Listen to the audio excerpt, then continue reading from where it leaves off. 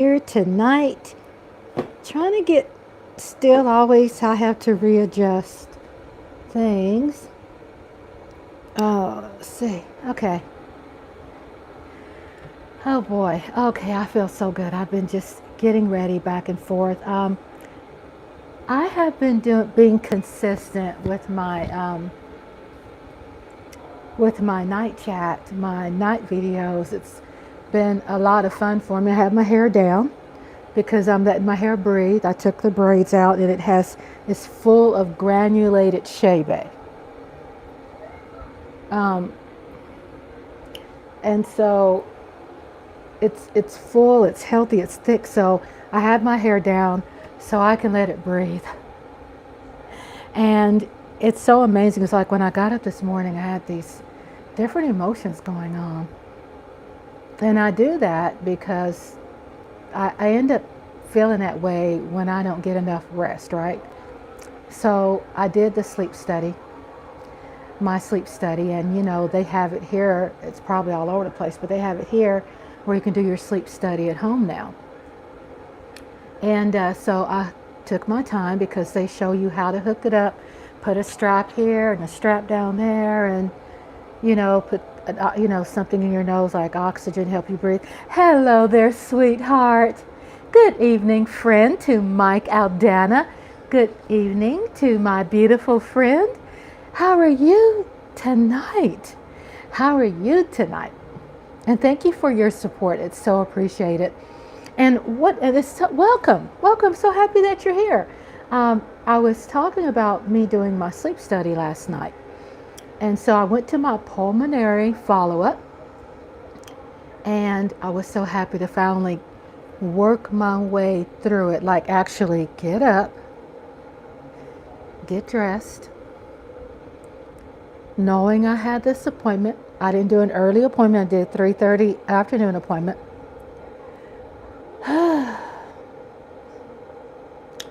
And went through the process. And I completed it all the way to the end,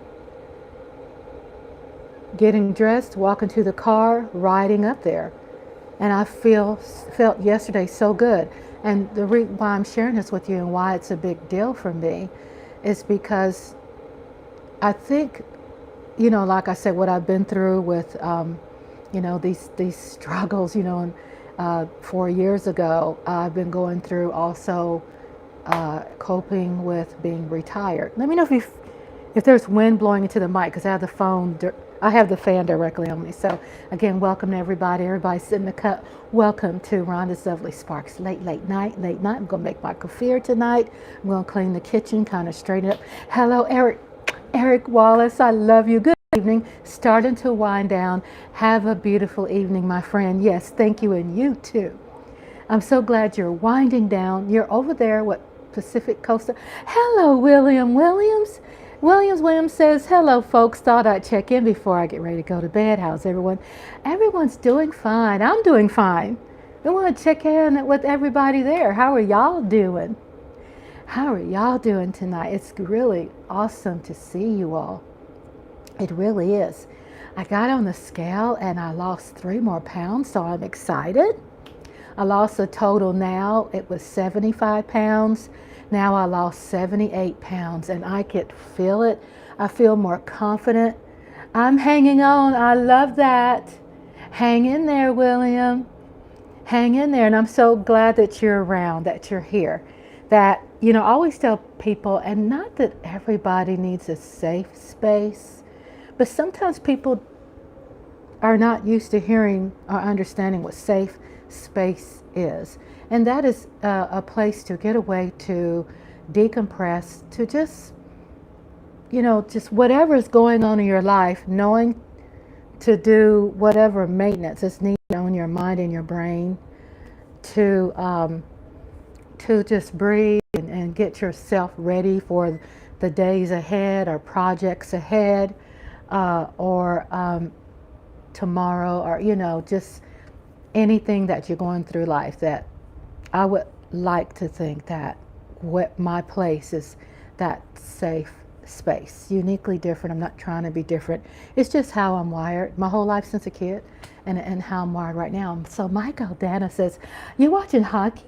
Hockey? I'm checking with live stream and watching the Dallas hockey score. Yay! I really had a very good time watching basketball yesterday. I'm happy that you're doing well. Hey, Lola! It's my Lola. There's my Lola. Lola,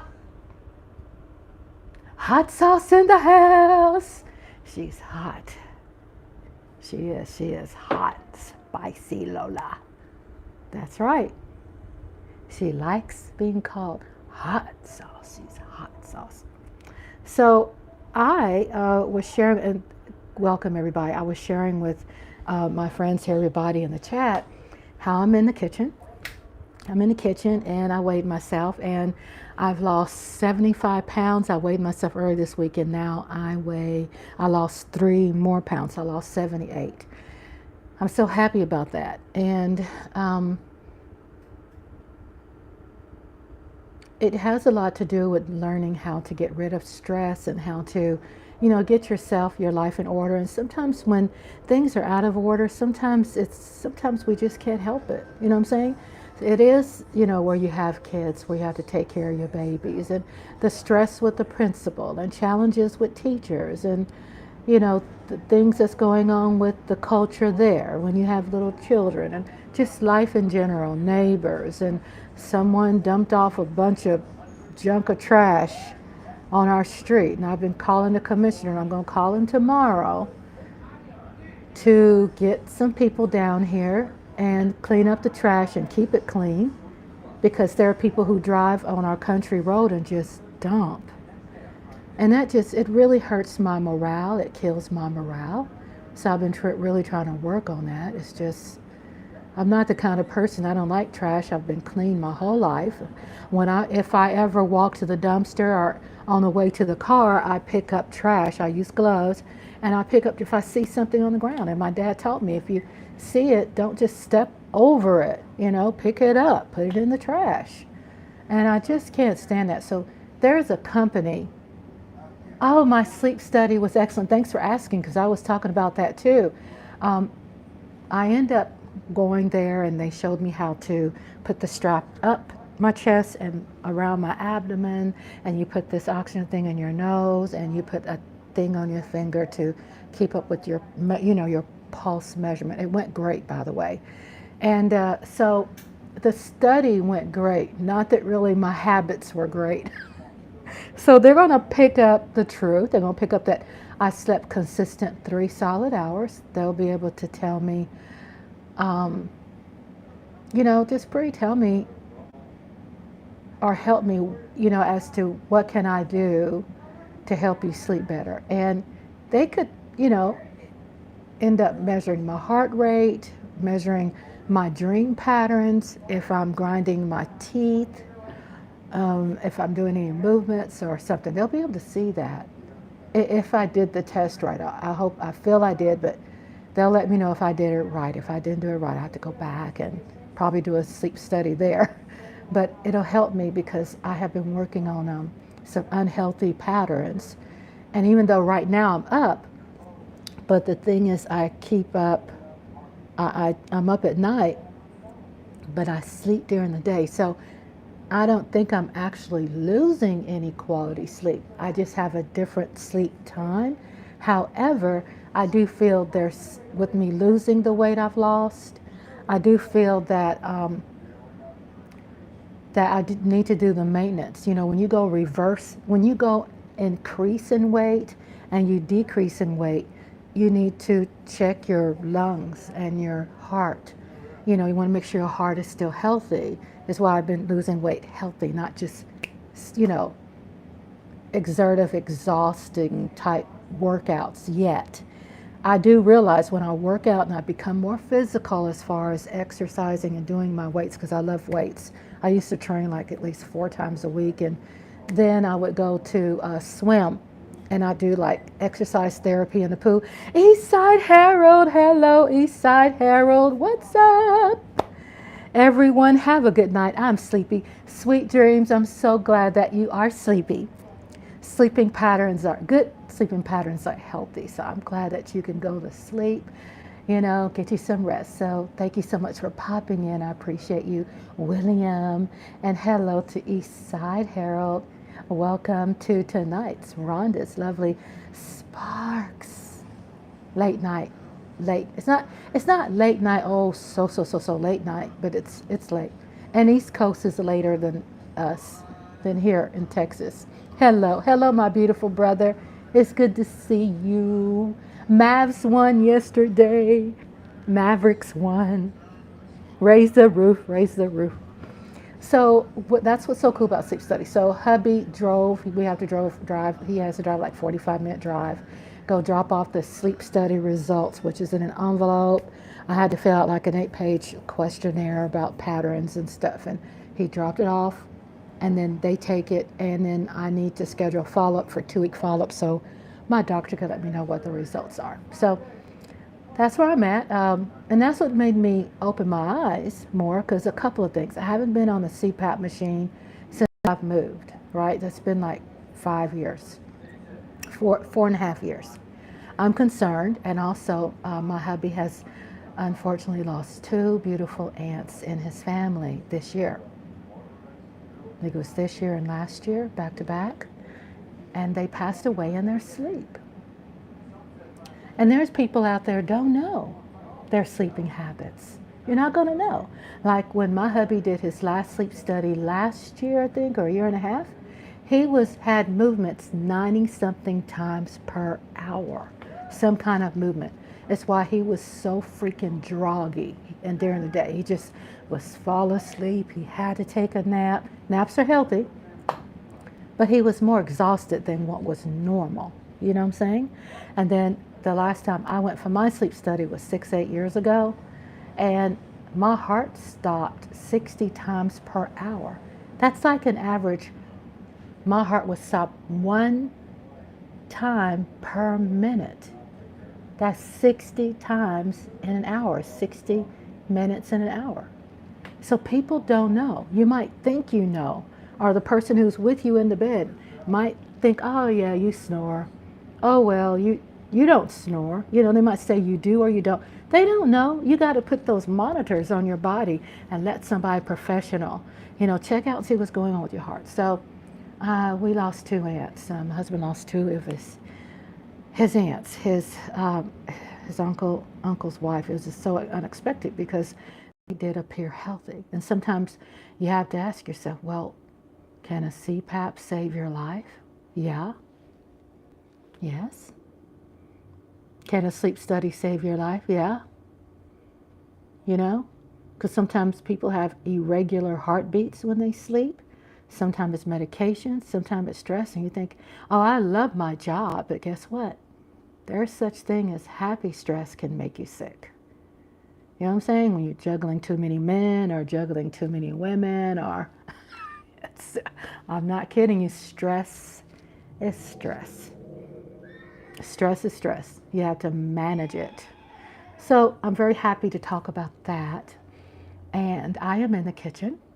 And I came in here to motivate myself a little bit more, and you all to motivate me. Thank you for being here, because I was, like I said, I've had those health problems in the past, and now that's East Side. East Side. East Side Harold. Oh, East Side. So I have my hair down. I tell people I have my hair down because I'm letting my hair rest, right? So I've had it up for 3 weeks. It's really gotten healthier and thick, and if you see the discoloring in it, it's because it's a lot of the granulated shea butter. So shea butter's in there. I didn't wash my hair, so I probably don't wash my hair to probably with the shea butter treatment, I might wash my hair maybe 3 times a year. Yes, I'm not out there sweating. The oils and the shea butter that I put in my hair stays in my hair and helps it grow. And you put it in a braid and you just keep it up. And then what I do is that I do my mom has the CPAP device on at night. That's excellent.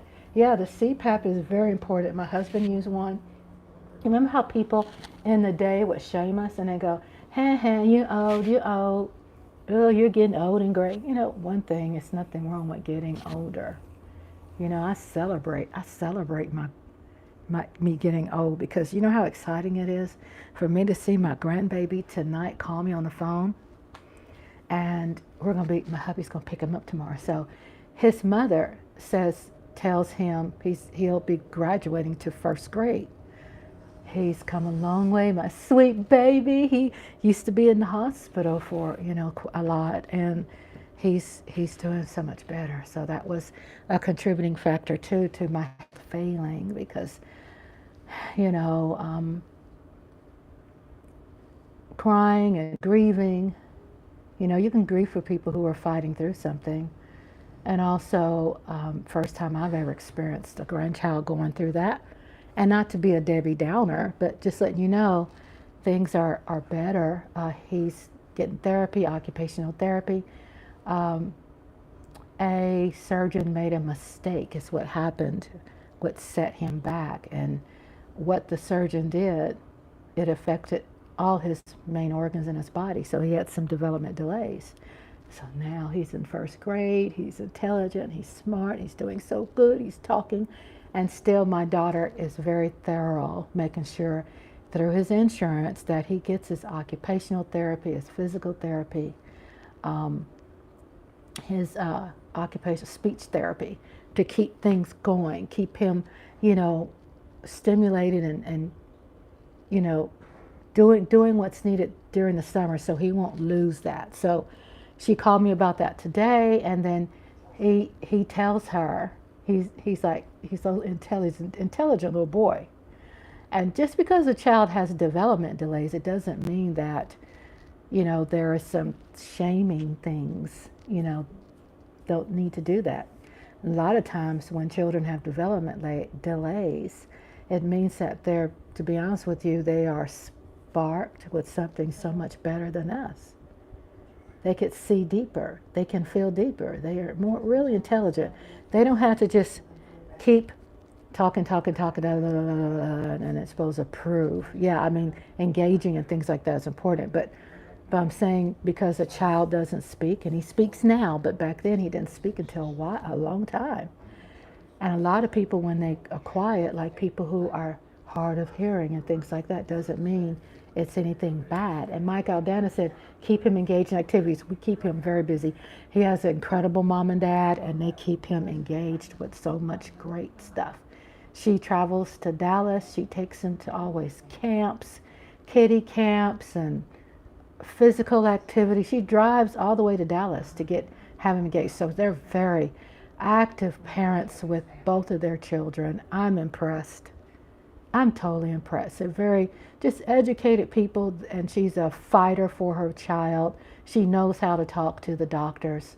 She just doesn't just let the doctors do anything. She knows everything inside and outs of her child's care, so, which is my grandson. So I'm really excited. He's engaged a lot. Thank you, Mike Aldana. You are so right.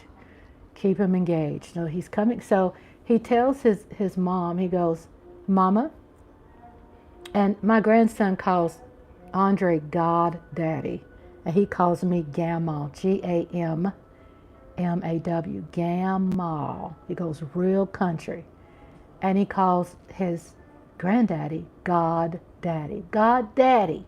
This is something he's always done.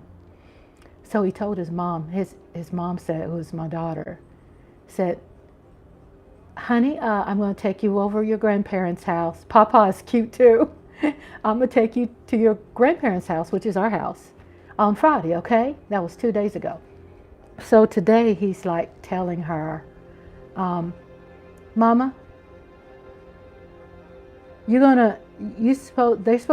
my grandpapa, my goddaddy, my grandma's supposed to pick me up tomorrow. Right? She goes, no, I'm going to drop you off. He goes, Mama, listen. He does, I want goddaddy to pick me up, or I want Grandma to pick me up tomorrow, because he's out. Today's his last day of school. So tomorrow he's out of school, right? And so she goes, well, I thought we talked about me just dropping you off. He goes, no. And he has his fingers out. And he's like, I want either God Daddy to pick me up. He said like twice, real patient. Or I want Grandma. So he called today. Okay, he said that yesterday. He called today. He gets on the phone. He goes, hi, Grandma. And he goes, God Daddy, so what you supposed to be doing tomorrow? And God Daddy goes, pick you up. He goes, yay. And he was so excited. So he's like running the show, you know. And that great grandbaby start telling the parents what they want. Take me over my grandparents' house. Go ahead, boy. He will have a fit if he doesn't come here, because the first years of his life, while his mother was working, of course, we all were very engaged. But I was also doing intensive care for him when he was out of the hospital. And, you know, there was those little incredible growth spurts and tiny things like taking the first step and potty training and saying your words, and now knowing your ABCs and 1, 2, 3s, and knowing how to use a tablet and know how to play games on your tablet. You know what I'm saying? It's just amazing to see. So I'm making sure that I have to make sure all his tablets are fully charged when he comes here. And I got to make sure that the game apps that he has downloaded last time he's here, I got to go in there in the living room and make sure I remove them all, because he'll like download so many of those games, because his brain is always busy. He'll download so many of those games that he'll like slow the computer will end up slowing down the tablet. So it's like, so I don't snatch or take anything from him. So I let him know. I say, honey, when it's not working anymore, you know Grandma needs to remove those apps so you can play some more. He goes, yes. I don't just snatch things from him, and you know that creates anxiety when you snatch things from people. You know, just be patient and ask, especially little kids. And that's, I've like I said, he was a part of our life every single day until after COVID. And then Mama, because Mommy, my daughter, was working in our house when COVID hit. She could work from home. So she was working, I'm trying to wonder why this fan cut off like that. That was weird. You know how you think, no, you know, spirits in the house and stuff? This fan just cut off by itself, and it's fully charged. I'm like, what the hell? Is there any spirits in here? I've been watching Outer Range with Josh Brolin. That's one of our newer indulgements. Hi, Ron. Hey, Jeff Lee. Hello, Jeffy Jeff. Hello. Welcome, welcome everybody. It's good to see everybody. So my plan tonight is that getting my water quota in while I'm drinking my water. And just wanted to say hi. Yes, sweet dreams to you. I know you're going to bed. Thanks for popping in. Lola Eastside says, Lola, you can call me Big Daddy. And then Jeff Lee says, hello, Lady Libra, and shout out to William. Not Lady, is that not Lady Libra? Lola. Lady, I'm thinking of Lady Libra. I'm thinking of Lady Libra. She's in my heart and mind. And I have finished the Betty Boop upload today. So it should be showing up. And it should be showing up on my website, Betty Boop. And when I find that's, I find it's fascinating. Get him, Lola. What I find is, yeah, hi, Eric Wallace. That's right. Shout out to Eric Wallace. Wallace is here too. Eric. Hello, Eric. So with Betty Boop, you know me, I'm always intense when it comes to doing things. I don't do anything like simply. You know, it's, get him, Lola. Lola's got the power. I know he has a wrench too, but Lola has the power. Um, I'm watching at this fan just rotating. It's kind of weird. I'm just trying to. Yes, Lola. Hot sauce. Respect to Lola. Respect and love to Lola. So, what was I saying? He started. I know. I saw it. He saw it. I saw what you said. I don't even know what Big Daddy means anyway.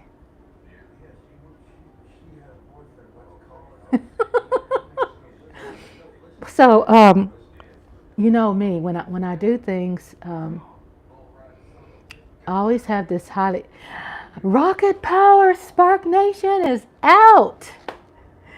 Goodbye. Actually, good night. Sweet dreams to you, Jiffy Jeff. Asia Robertson. Hello, Asia. Hello, Asia. She's my Asia. Asia. Y'all ready for me to dance? I mean, hubby is asleep. Just a nickname. I don't just call anybody Big Daddy. I don't think I call my husband Big Daddy. To me, it sounds too pimpish. Doesn't it mean that you're actually sexually active with the person that you call Big Daddy with? Doesn't that mean that? I mean, educate a girl. Holla at your girl, educate me. I get more education through this chat than anything else in my whole entire life. So, Asia, I went live yesterday for the Mavericks game. You gotta be so happy for me. Asia, I was making play calls. Hubby had to say, he had to teach me a couple of tips. He was like, hey, Rhonda, you know you're supposed to call out the winning team and their score first. I was like, oh, well, what if I just love maths more? And he said, okay. No, I will. Be patient. So I had a good time. Oh my God, or about to be. What is this I'm saying? He said, or about to be. You got it. So, so with a Betty Boop, a lot of people. So those East Side. Oh, you don't call Asia baby? I thought you called everybody that. She has a point, Eastside. Asia says, Rhonda, sorry I missed your stream. I got home from visiting my mom. Oh, I was looking for you, and it's okay. Mommy comes first. That's another thing that we all work through when it comes to anxiety, that, you have your priorities and feel good about it. And now guess what? I'm going to stream again. If I don't have a doctor's appointment, I am going to go live and stream again. And then there's always another opportunity, right? So I hope your mom is doing fine. It sounds like she's doing well since she's in a nursing home. She's getting the nutrition and food that she needs, her nutrients and her baths and the care that she needs. So shout out to mommy. Then Lola says tomorrow. Oh, we got a game tomorrow? Really? What's the... Oh, okay, so I think tomorrow. William Williams. Yes, shout out. Then Dallas comes on Friday night. Oh, wow.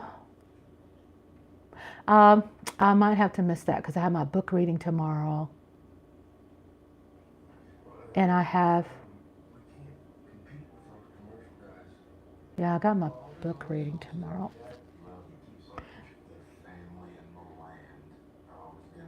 Yeah. Yeah, I just had to think about that for a minute. You saw my mind, just those little things just to turn around.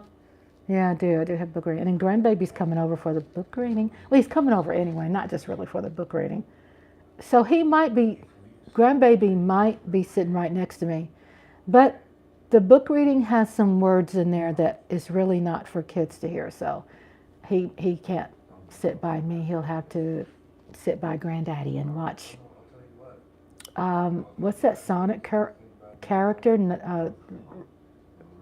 Knuckles. It's on Amazon. I think it's Amazon. It has like a 6-episode series. So yeah, if it's got the N word and some adult words, then he don't need to be hearing that. Even though, I do like him to be a part of the book readings. I might just have to bleep it out because I want him to be there. So yeah, I just Talking my way through it, y'all. Talking my way through it. So Rhonda says, I'm sure you did a good job yesterday. Thank you so much. I had some people in my corner. Lola and Mike, Aldana, and Coyote was there, and Jeff, and yeah, I had some cool people in my corner, and I can't wait to see you again too. Asia Robertson. Eastside covers theirs. Yeah, I think what I'll have to do is, just because he's there tomorrow, because when I read someone's book, I am true to their book. I don't do any censorship.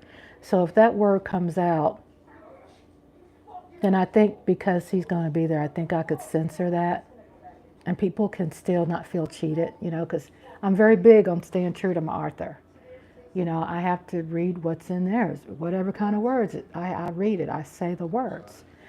Yes, Dallas won. I was so excited.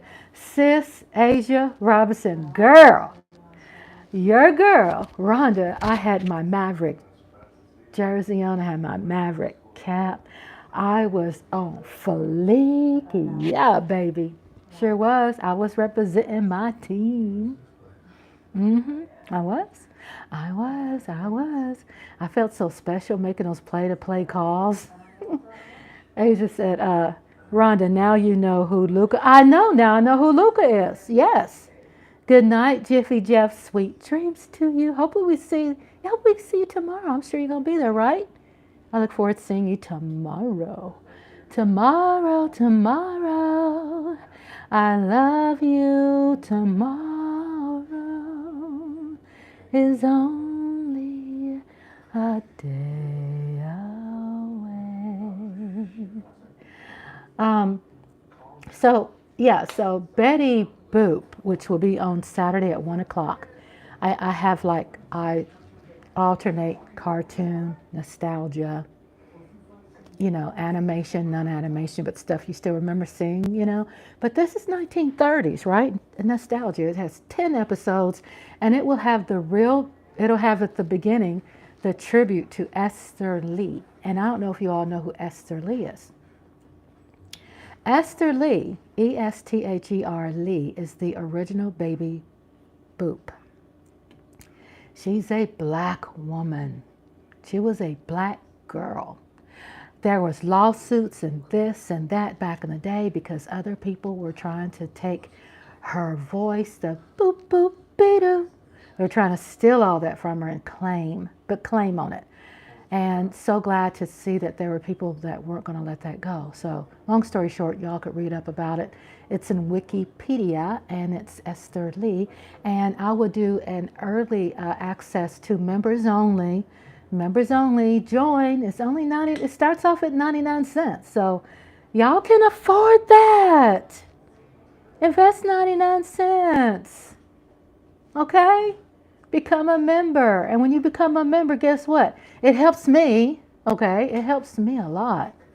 At 99 cents helps me, but also you get the perks. Extra perks are Eastside. Yeah, support me, Eastside. Become a member. Please. 99 cents. And you'll get all my family photos. Andre and I are traveling. Yeah, I do post the food to members, but I post the directions and the plating and the brand names he uses, and sometimes he has prep. And I also post timestamps of the cartoons, so I go out of my way and I do timestamps, and so you can see the cartoons and commercials that are right. And then Asia says, "Oh shucks, Rhonda, I'm sure you did a good job yesterday. Thank you." Mwah. And the East Side says cover. Okay, let's see. What am I missing? I'm missing some chat here. Let me look. I'm missing some chat. Lola's asking Eastside to join and support Rhonda. Yes, I'd like that, please. Lola is telling you, Eastside, there's 3 different tiers. There is a 99-cent one, a $2.99, and a $5.99. So, but you get like timestamps. Yeah, I hope so. Eastside, 99 cents, and you'll get like timestamps, right, of because in the cartoons, people like to see the schedule. I know how I do, right? Of what's going to be playing on Saturday. So you'll see, like last week, there was a mentioning and a promotion, and it was like Tom and Jerry, and it had one where it mentioned Elvis Presley coming on next. You know, that promotion announcement, and it was airing, you know, Anne Margaret, and it had Walter Conrad. When he was alive back then, he did a frozen pizza commercial. Lola said, "Really, Eastside, told you you're full of shit. It's only 99 cents a month."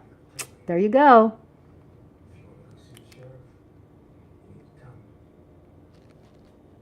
So there you go. 99 cents. It helps me with my causes here. And it does, and I'm very humbled and I'm grateful for it. Rhonda, I have to work tomorrow. I'm going to be home late. I'm going to have to miss your book reading. It's okay, my love. Now, the book reading is for the BOMB members. The BOMB. However, the Dynamite and Sparklets, y'all do get those things I'm talking about, like movie, the movie stuff, trivia. You'll get some historical things on the actors and actresses, some more information. If you think you're seeing a lot as just a subscriber, when you become a member, you'll get more, you know, when it comes to like early access to what's going to come on, the plot or something that's coming up on a movie, some little tidbits that you won't see me post when I'm live, because I'll post trivia and things like that live.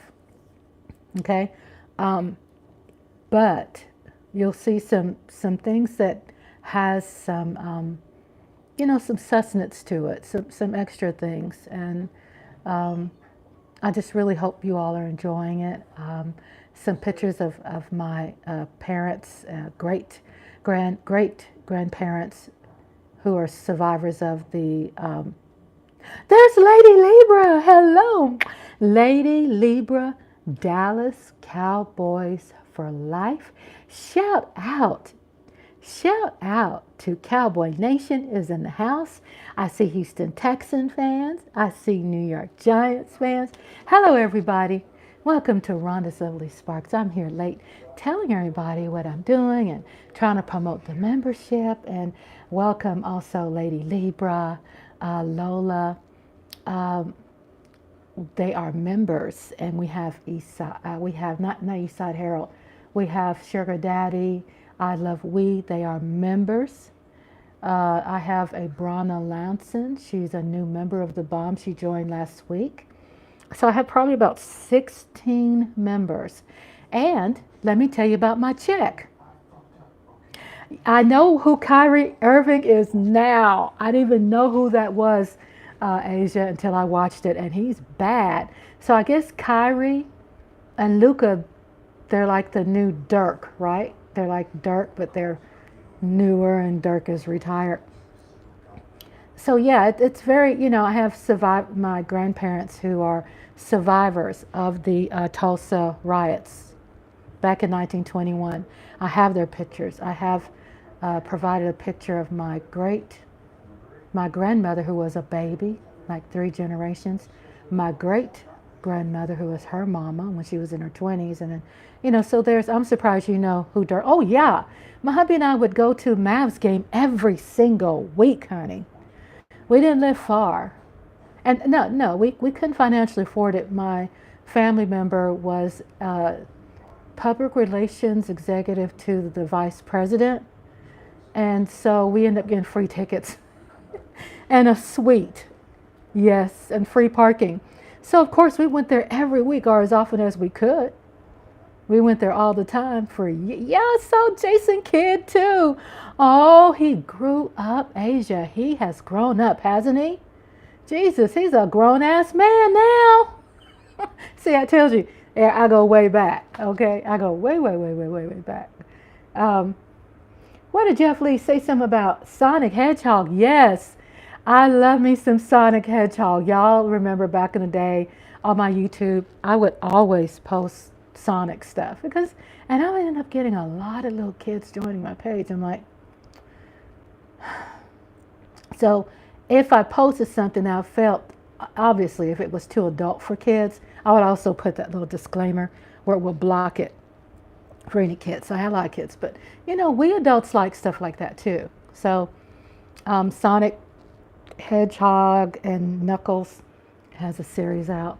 I'm so happy to see you all. Hello, William Williams. Yes, East Side, William Williams.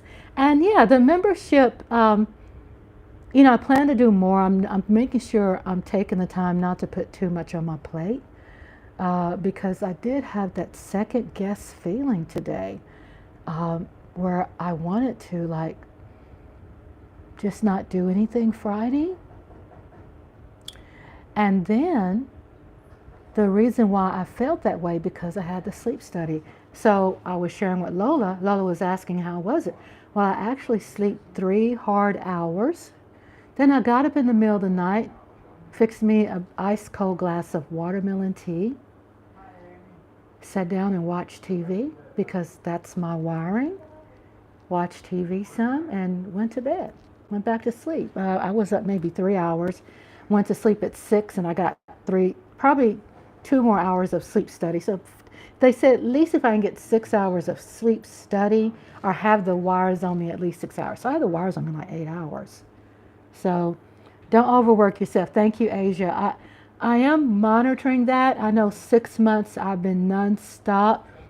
However, I've been planning, even though it does get challenging sometimes, but it's also, I look at it as therapy.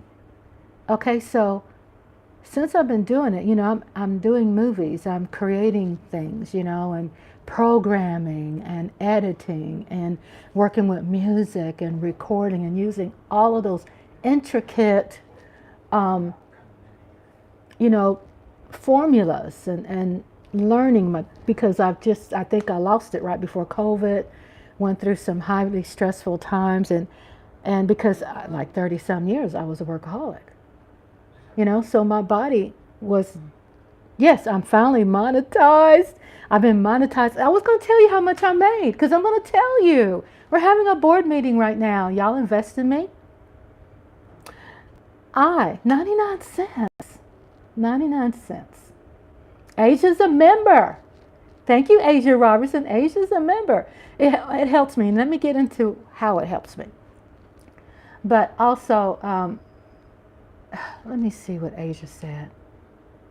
Oh, monetized. So I started becoming monetized. I became eligible. I'm a part of YouTube partnership program starting in January. And so I ended up getting like 16 members, which I'm so excited about. Thank you for investing in me. And I got my first check. I was monetized starting in January. And they hold, I haven't read that intensely, but it's what I'm hearing that they hold like $100 and send that out at a time.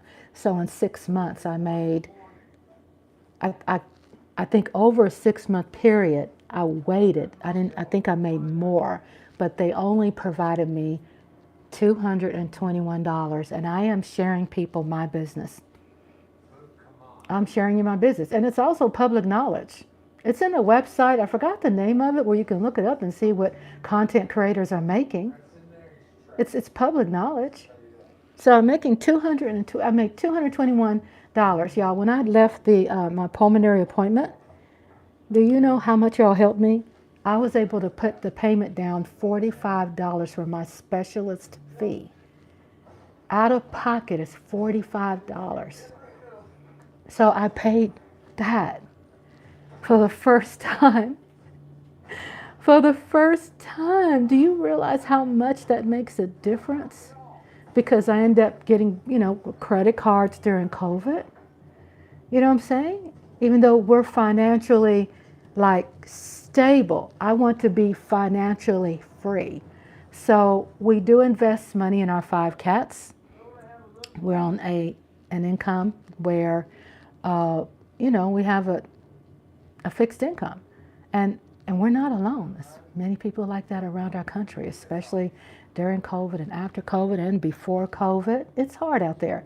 You do know YouTube take like 30% of their fee. Yeah. And guess what? I don't have a problem with that because I am using a lot of their resources. And at the end of the year, when I get ready to forward my paperwork to my CPA, then he could make sure that when I donate that money, when I apply that money, it won't affect my fixed income. So I have worked it out with my CPA. So the money goes to my 5 cats where we make sure they get their shots every year. They were feral cats. We brought them in. We take care of them. My hubby also takes care of. Oh, thank you, Lola. Thank you for the super chat. Where's hubby? I need to snatch the mic from him.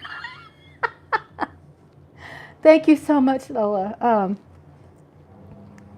That gets me every time. It does. It gets me every time. Lady Libra says, so the more subscribers, the more money. The subscribers, the more members. Like you could subscribe and it's free. But when subscribers become members, like you, Lady Libra, where you invest into my book reading every month, then they hold on until I've accumulated $100, and they send out at least minimally $100, right? So that $221 where I have to pay Microsoft Editor, that's $25 a month. Canva, where I do my thumbnails, is $12. This stuff adds up. These lights and stuff I get to run, and I have to eventually, next year, it won't be this year, because I want to get debt free this year. But next year, I want to invest to another computer so I can make more movies faster, because my computer is getting... Lady Libra, oh my God. Thank you so much. Thank you, Lady Libra. Lady Libra. Wow. Thank you for your super chat, Lady Libra.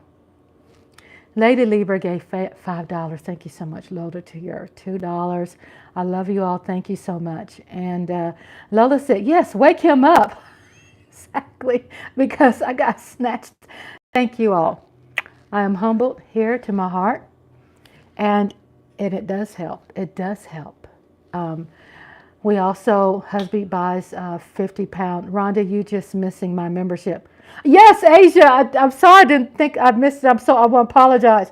Asia Robertson is a member also.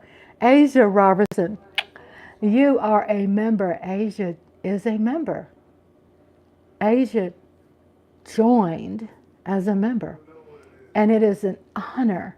And forgive me for forgetting. I'm sorry, I didn't forget you. So I didn't get so caught up in just emotions. And I need to have like a piece of... Rhonda, I just gifted a membership. You did? Thank you. It didn't even show. Thank you for gifting, baby. Wow. I'm so loud. I know I'm waking up neighbors. I don't care. I thank you all. I'm trying to pull this up so I can see more, because I'm on my tablet right here and it doesn't show that. And welcome, Asia. Yes, Asia's a member, and now she gifted a membership. So she paid extra to give somebody. Thank you so much, Asia. Is that what you did? Is that what you say when you say gifted? Thank you. I'm humbled. I love you. Thank you so much. And it does help. Yeah, I love you. Thank you so much, so much, so much, so much. From my heart. And wow, I'm overwhelmed with joy. Since it went to William. So welcome, William. William, you have a gifted membership, William. A gifted membership. And I didn't see that. Thank you for having my back, because I can't even see that over here. On my other computer I can, but somehow the tablet doesn't show it. So thank you. So I can do a shout out for William. Now he has 1 month free gifted membership. And what the gifted memberships do also, it entices people to go ahead and become a member. It entices people, and it gives you, I don't know why it's not showing. Yeah, it's okay. I'll make sure that too, that you all get acknowledged and thanked, because I want to do it. It helps me with my conscience. Thank you so much. Shout out for The super chat. Welcome Williams. Yes, welcome William Williams. You know, he is family. He's like jumped right on in there. I was like, I like this guy. Him and hubby will get along just so perfect because they just all own it. They love the movies and Sugar Daddy. I love Weed and Coyote and Mike Aldana. You know, that. Thank you all so much. I love you so much. And, you know, it does help. You know, when I retired, you know, income was slashed like by probably 75%. So we did a lot of downsizing, of course, getting rid of things we don't need, and we live smart. We go to the food bank and, you know, get our food and our groceries, and they're fresh foods and meats and vegetables. And so we're very fortunate. We're very humble, and we invest in wildlife and the birds, and also, and it helps with me, you know, keeping my benefits that come for me. And when we could at least see we're investing this into, you know, a wildlife cause, you know, because we do contribute to the feral cats. And I don't like seeing cats sick. I don't like them at my door starving. I want to give them water and some fresh food. You know, I mean, I feel like when you see a cat that's out there wanting food, it reminds you of someone who is homeless. You know, when I saw this movie, this person's homeless and there's this rich restaurant and they're looking through the window watching all these rich people eating. Man, I'm country, okay? So I was raised, we help, you know, we help because those reasons why those cats are out there running wild, and we don't have a lot of them. We have probably 5 of them that are outside that come and eat and they stay healthy. But my parents would tell me, when you keep animals around you healthy, then you remain healthy. Why would you want something so sickly that's starving? And how can you eat knowing, I'm just saying, that's me. How can I eat knowing that something is out there not eating? And then we have birds out here that the mother had a lot of babies.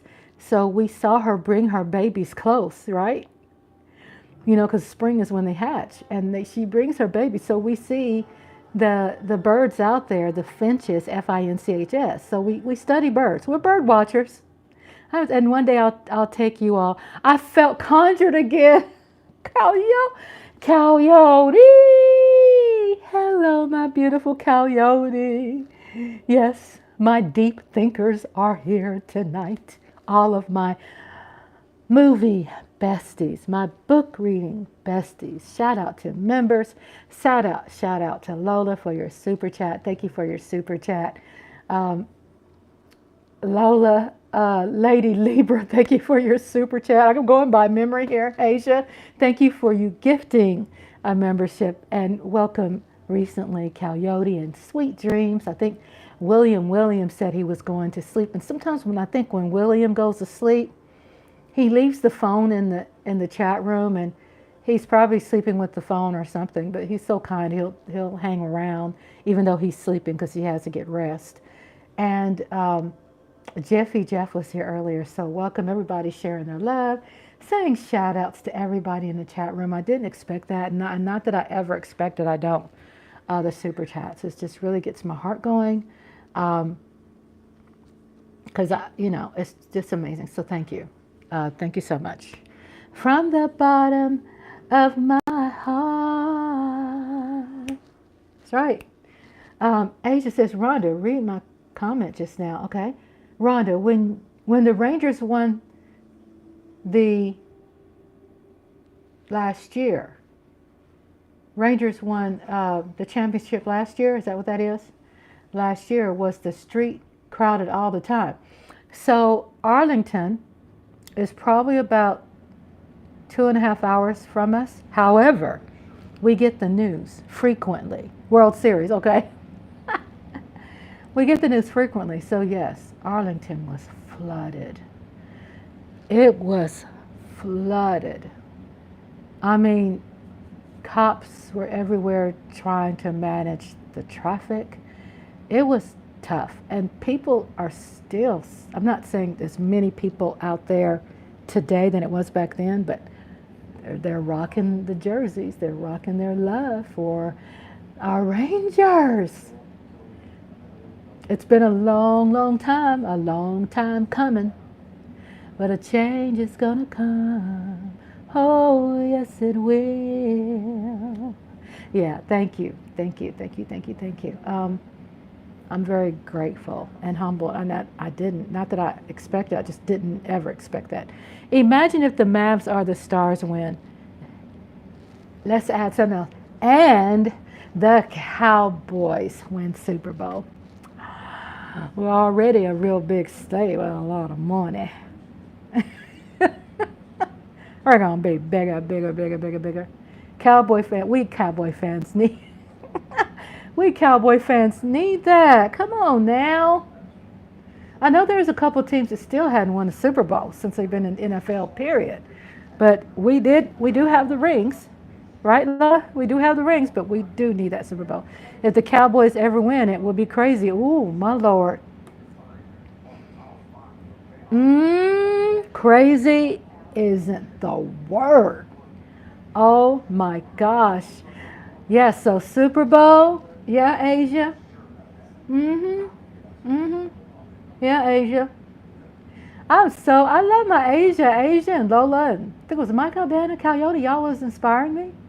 So Lola and Asia inspired me. Said, yeah, you can do it. So I was on there. I was like, I was in a role. Of course, I had to write some things down.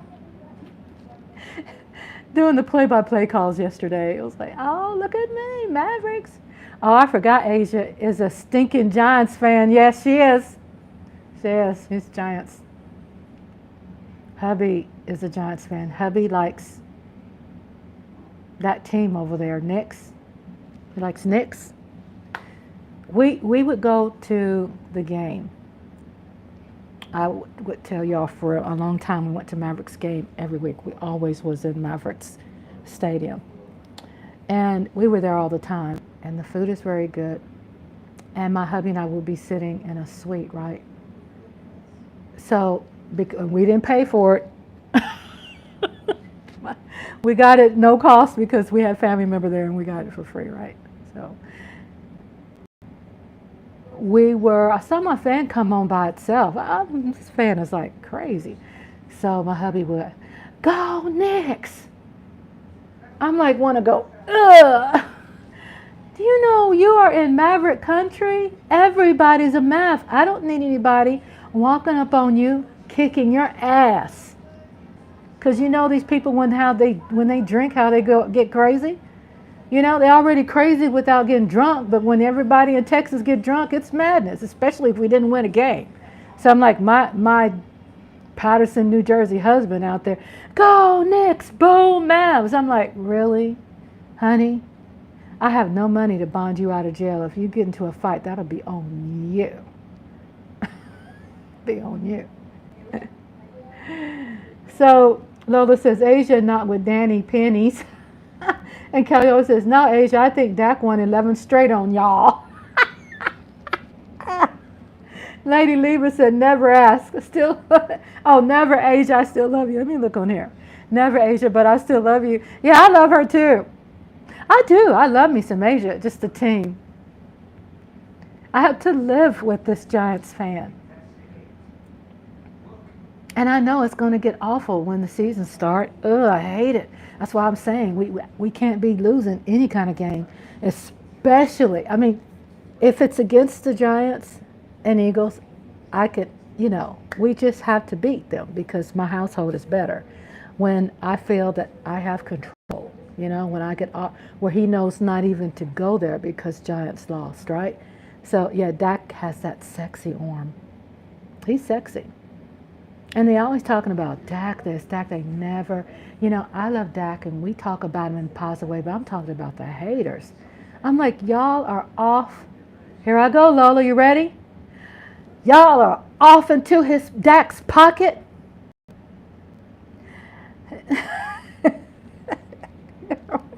Lola was there and I had a cussing fit. Lola's like, boop, boop, boo-doo. Man, I was spiritually like feeling because I'm like, here's Aaron Rodgers. His ugly ass is like not even working, right? Because he's injured. But he's like getting all this money. And I'm not kidding you. My eyes are open and I'm listening. And I don't hear anyone complaining about what other quarterbacks are making, especially Aaron Rodgers with his ass. And there I go. I'm telling you, it just pisses me off about that. But so many people often, and Dak is not even making as much as Aaron. And yeah, he deserves to get paid more. And if he gets another, raise next year, so what? Good. I mean, his ass is out there getting hit, and probably, getting his body injured fighting up front. So Asia said, read my comments. So Asia says, so I have them, let's see, let me go up here. If I can't win with my quarterback, what makes you sure you will win with Dak? We have beat the Giants. We did. Giants didn't make it to the playoffs. I mean, my sister-in-law, she's a Giants fan. She go, Ron, if I could just go reach through that tablet and go, yeah. Whatever, sister, you're going to have to catch me, but you can't. You can't catch me. And I can still run. Don't get it twisted. I can still I love you, Asia. Asia. Dak said, Cal says Dak has a leading offense for years. He is a beast. And stats don't lie. The stats are real. And I was listening to a very smart man one day. He was a speechwriter for Bill Clinton. He was a speechwriter. I'm not saying because he was working for Bill Clinton that he was smart. Well, I'm saying his name is Lawrence O'Donnell, right? And he said something was so powerful that sticks with me forever. He says, there are people that will, and I'm not saying Asia, I'm talking about other people, not my friend Asia. I'm talking about the nonsense, the harassment, cray stuff, right? So, yes, and yes, Asia. So, what was I saying? I was talking about Dak. His stat. Oh, so Lawrence O'Donnell said my favorite saying. He says, "People will believe in the lie. People will believe in a lie as long as it makes them feel comfortable versus the truth, which will make them feel uncomfortable." No matter what the stats are, and the stats are clearly there, because you think I'll be supporting Mark if he didn't know stats? I support Mark Holmes because he knows his shit. He knows his statistics, and he proves that shit. Law Nation, he knows his shit. Game Time Brian, Primetime Phil, I don't sit there and enjoy anybody just running their mouth. I mean, there's some facts there, and it's just entertaining and crazy to see people who are ignoring, the statistics because the lie makes them feel more comfortable. They rather lie. I like a person who, hey, if we're losing and stats are bad, yes, there's many times Cowboys stunk really, really bad. Even we're very disappointed at the playoffs, and yes, Dak. There were some choking things going on. Doesn't mean that I have to lie about, another NFL team's statistics. I mean, if someone is a badass GOAT, which when it comes to, what's his name that they call him the GOAT, retired MFer, he had the roast, Tom Brady. I don't feel he deserved that because of Deflategate. It was a part of cheating. So I don't really care. I know it's kind of like me believing. I'm not saying I'm believing in the lie, but it's like we know that with them cheating in Deflategate that they played our teams and they won. So was that a real win? No. So I'm like, no, you're not the GOAT, even though, okay, Tom Brady, he has good moments. Okay, I let the truth out. Okay. So the chat is going off. Let me see what y'all. I meant in the playoffs, Asia. A lot of your fan base want Dak out, right? Lady Libra, Asia says, a lot of your fan base want Dak out. That's a lot of the base that's you have there's a break in our fan base, right? You have the younger generation, and you have a different generation, right? And it's just a whole lot of different wiring and generational differences. You know, the fact remains that more people, the more negative it is, they get the voice, they get the mic, and the mic is in their face, and they get the likes, the more negative it is. Even with people who are, hosting, these sports shows on TV, they they are making a living off of, the hype. And I was just really couldn't believe when Shannon Sharp was working with this other guy I can't stand. He's not on the show anymore. I like Shannon Sharp. He's okay. I just don't like him being a cowboy hater. But when he was with that guy, I forgot the show, but that's good that I forgot it. But the fact remains, with them being on the show, they were able to talk a lot and share a lot about the Cowboys. Now, what people are missing,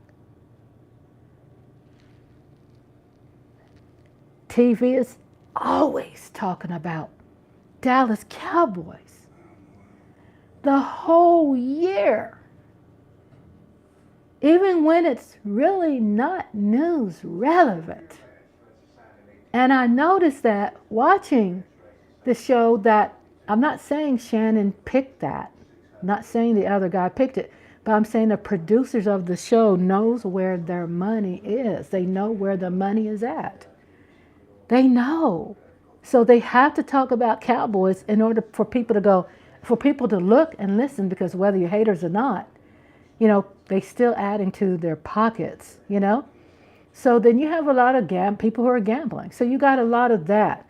You got people like me, Mark, you got Lola, us Cowboys, Lady Libra. You got, Skip Bayless. You got us, Mike Aldana, Cal Yoda. But you got us, fan base. You're not going to see us like saying ridiculous things. You know what I'm saying? We're not that crowd of trolls. There's a difference between Dallas Cowboy riding bandwagon fan trolls and then people who are fans. It's like in politics. You got your extremists and you got your people who will go vote, and you got extremists, right?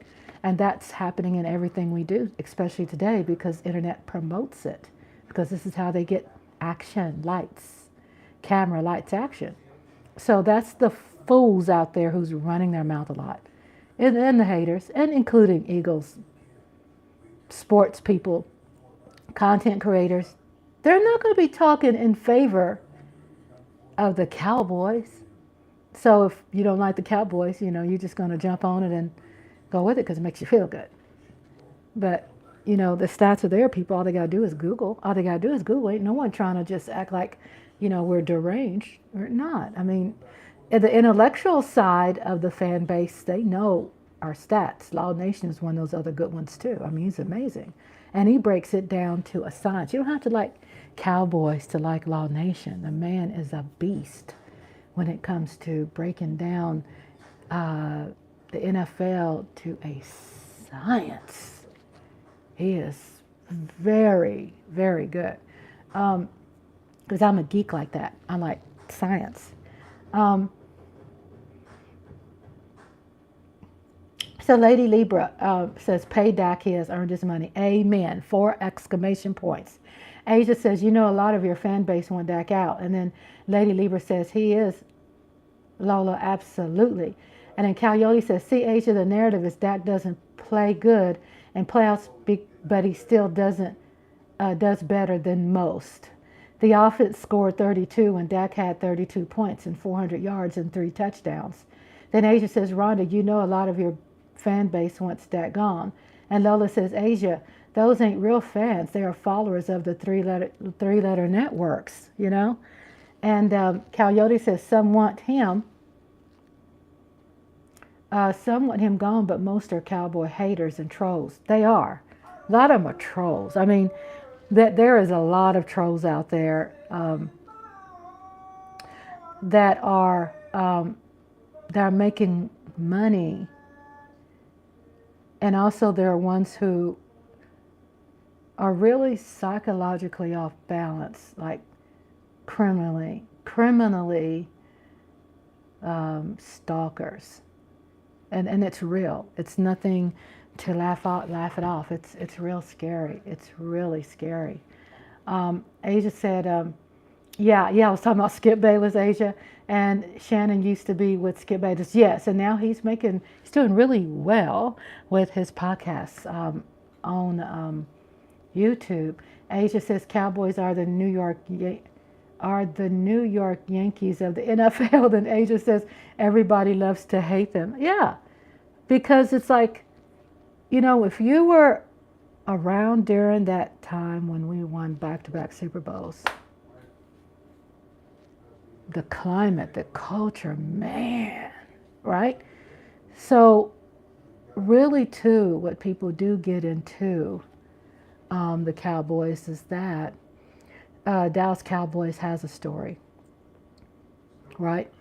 We have this person could be on the dark horse or don't have nothing or coming out of poverty, or Dak, lost his mom to cancer, things like that. We're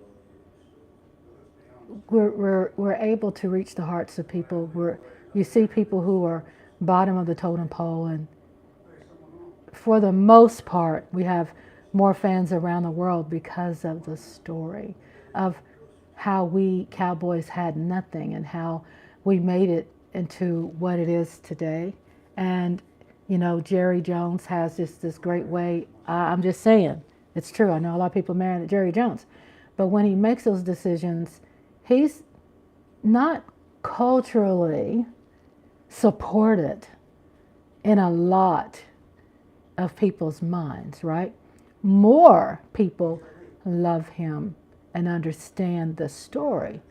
But you get people who are divided, and there's division when it comes to the game and the science of the game, because he's made some decisions that were not culturally popular, but Jerry does have that eye, where he sees things, and in spite of what public opinion, he's like giving them the finger. You know what I'm saying? So we're very proud of a lot of moves that he has made, and he has made more good moves than bad.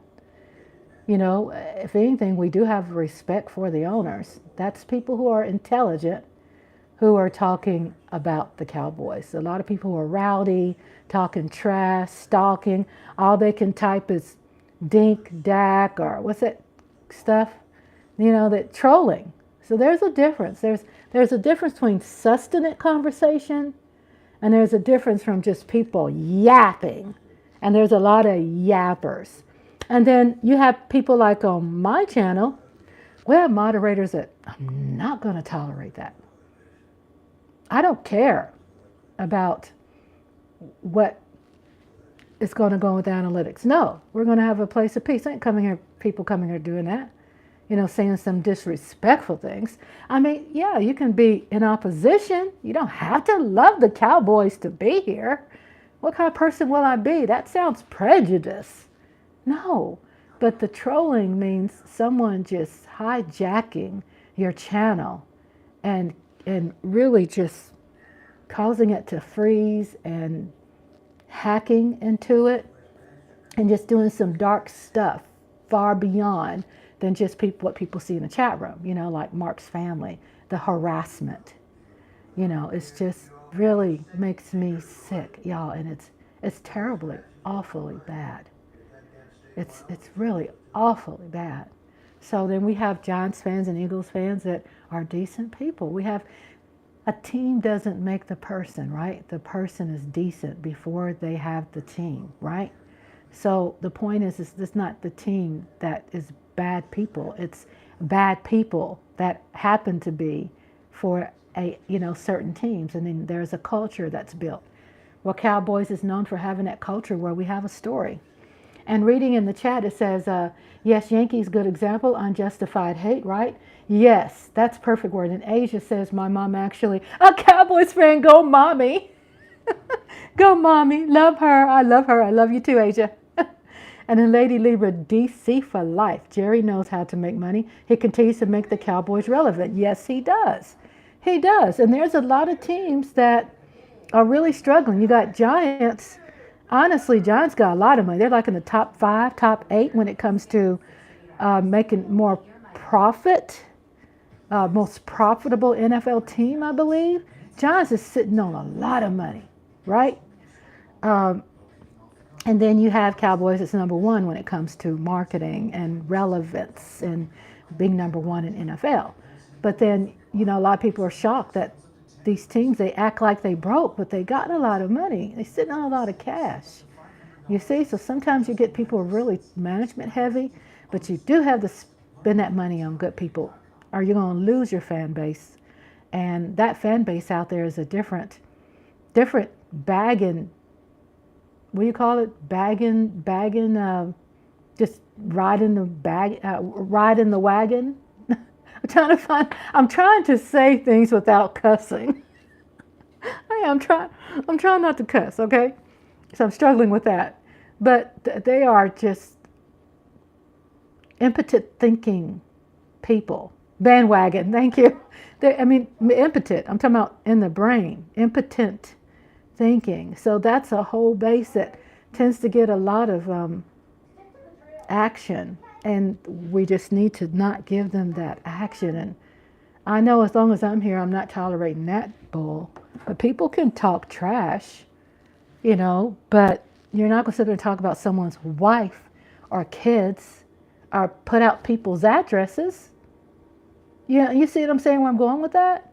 So, and then you have a lot of trolls who have created bots who paid into like 500 to 1,000 names to come in and hijack a chat room.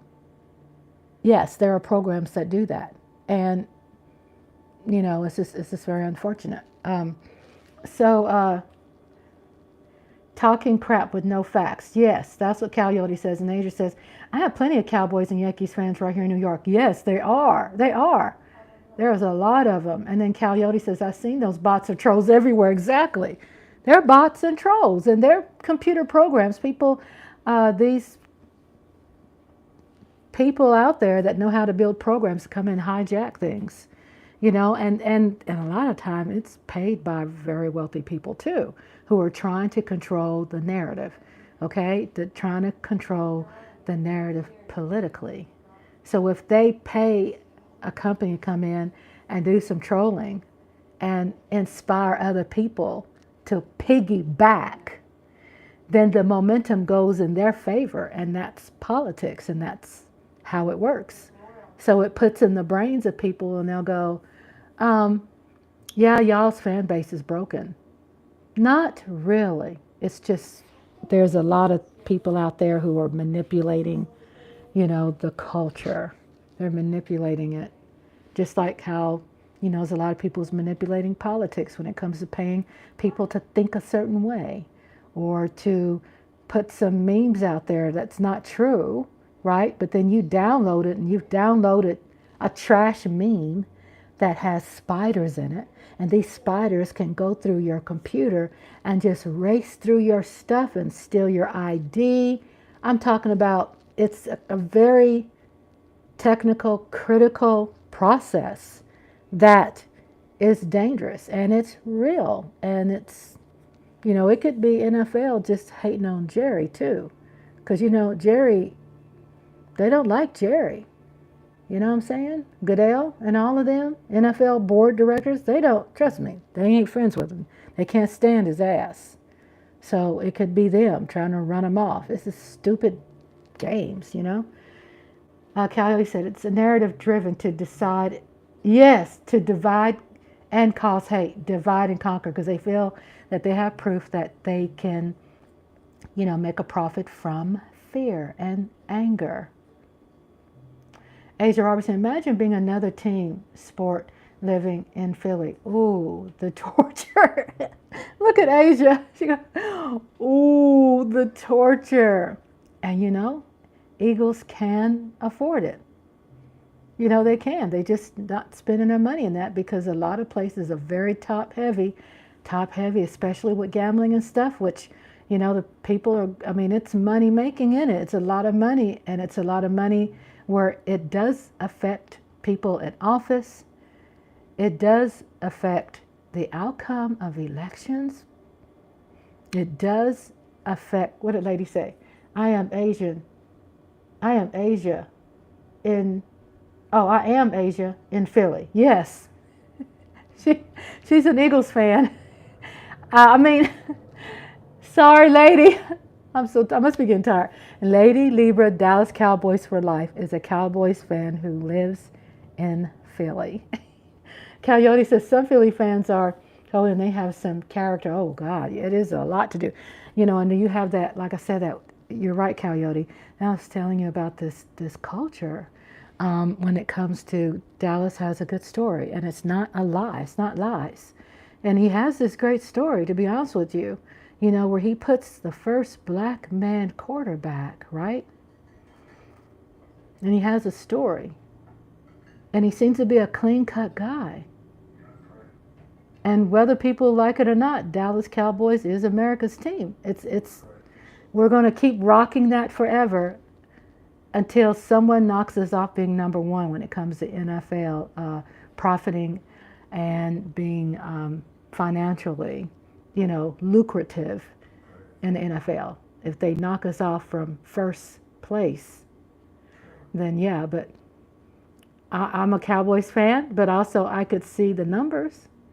And so you have people around the world. You got people, fans in England, China, Japan, Haiti, Canada, all over the world, who you just insulted, lady.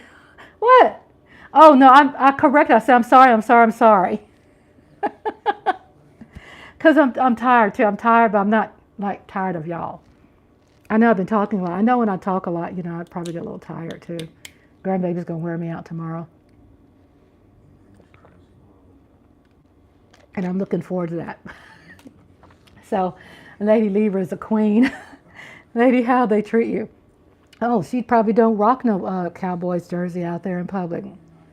You know, keying her car and stuff. So yeah, it's a very lucrative business. I forgive you. Thank you. Sorry. I gotta put the fan on me too, because I'm getting hot like Lola. I can't get as hot as Lola, but I'm like Lola. I'm getting hot, girl, because my fan is cut off. Woo, Lord. So yeah, my hair is this I have brown hair. So I have brown hair, brown eyes, brown eyebrows, brown girl. Got a little, it turned to red in the summertime. But yeah, it is that. It is what it is. And then you have a lot of people who are haters. But what makes us so lucrative is that the truth is, Jerry is a man who knows how to work the market, and he knows how to get things done. This man sits up there and puts people together with big money to invest into the Dallas Cowboys Stadium to get built, where it's not 100% paid by tax dollars. So he had some investors to come in, right? And then these investors are oil tycoons. They're people from around the country, around the world, who legally invest into businesses, into oil, into gas, and promotions, and the cheerleading team, you know, and things like that to make it lucrative. So when you televise, you know, a live cheerleading reality show about the Dallas Cowboys, then what are you doing? You're building a very strong fan base, and it becomes addictive. So Lady Libra says, I rock my gear all season. I wish they would. I would go all Dallas Cowboys on them. Oh, you do. Lady Libra says, I rock my gear. Go ahead, baby. Go ahead, baby. And then Coyote says, here in Mississippi, we have a mix of mostly Cowboys and Saints fan. It's not so serious and crazy here. Thank you, Coyote. Asia says, lady, you go to the Eagles Cowboys games out there? Yeah, I mean, I remember Mark going somewhere, was it Commandos, and he was rocking his gear and nobody bothered him, you know? So I think it's too where you hang out, you know? I mean, it's not like I'm going to be in someone's face, you know, and going, I hate you, I hate you. You know what I'm saying? Finger to your mama. I'm not going to be doing. And I do love watching my game, to be honest with you. I like watching it more from my safe space at my house because I don't want to be one of these fans that get into a fight because I'm scared of heights. And if someone knocked me out, my ass will roll down, you know, you know, in that stadium and then be embarrassing. So, yeah. So I'm here, I'm watching you all's chat. We have just always incredible conversations, right? We always hang out with each other all the time. And I love that. We're family. I mean, it's just, it helps make it through the night. It helps make it through work. It helps get you ready for your day. You know, I had people sent me an email and it was so precious. It was a private email. And it was so precious about, and I always share emails. I don't share who writes me the emails, right? And there's emails when they say don't share it, I don't, okay? This person sent me an email and they're like, Rhonda, I watched your live one night when I was talking about what I went through, you know, and what kind of set my health back. And she sent me just a beautiful email, you know, and I just want to tell you all, thank you for your support, you know, and I appreciate it. You know, I don't get tons of emails, but because, I mean, I just get just enough where I don't get overwhelmed. Lady Libra says, Asia, people know me in the tri-state area. They just say, take that hat off or I run into a cowboy. Take that hat off or I run into a cowboy fan. They honk back at me. That's cool. Asia said, Rhonda, you go. Cowboys, let's see, let me have to read it over here. Rhonda, you go to any Cowboys, Eagles games in Texas? I have, you know. Can you believe I've never been? I've never been, right? And I've lived like probably not even 30 minutes from the stadium. I mean, I was working 2.5 jobs, right? I was doing that at that time. I was tired. And then, but when I did go, I went to Maverick games, you know, and so we didn't go a lot. Hello, Matra. You know, we didn't go to any, but we went there we did visit the stadium, and oh my gosh. Let me just tell you, if you've never been to Dallas Cowboys Stadium in person, the television, the books, the television, the promotions, the pictures that you see online, it does not do it justice. When you see the stadium in person, I'm not kidding you, it does take your breath away. I'm not joking with you. I'm not trying to say, I'm not trying to be a Cowboys fan right now, just telling you the truth. It's like one of the biggest phenomenons that you can see while being alive, and your breath is taken away because it's so big. And when you see it, you can get dizzy. You know, your equilibrium is off balance because you look up and go, it's so big and it's so beautiful. And it does. It reminds you, it makes you feel, is this an unidentified object that landed on Earth? Because it's so phenomenal. It's a phenomenon, right? You have to see it in person. TV, none of that does it justice. If you go there just to go see it.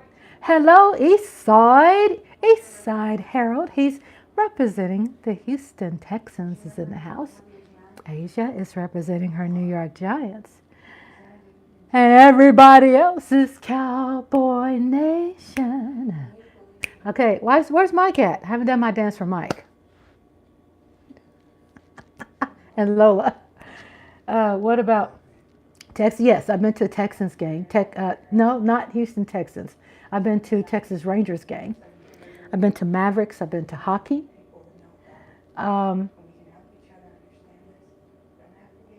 That's about it. I mean, you know, we're pretty regular. You know, Coyote, what's good? East Side is in the house. We've been trying to pull East Side. Lola's been trying to get East Side to be a member, to join, to be a part of Spark Nation, where you will get rocket power. Oh my gosh, I've gotten so kind of tired, but another day, another dollar, another day, another dollar. So I'm listening to y'all. Y'all don't stop what you're saying, what you're doing. I know I need to um, run my water here, and you all could still chat and talk to me. I see you. I said I was going to make some kefir tonight. Asia says I've never been either. Also working all the time with the children, it was never spare money, but maybe since I may go to the game. Yeah, that'll be awesome. Yeah, I mean that's what happens. You know, it's like when you're working. I'm right here, y'all. I'm right here. I'm just gonna go get me some soap. Um, me, you know, when I was working, I'm trying to take my mic off. Be right back, y'all. I'm gonna get me some soap. I didn't. Number one, I didn't have the money. You know what I'm saying? And couldn't afford it. Well, I took advantage of going to the game.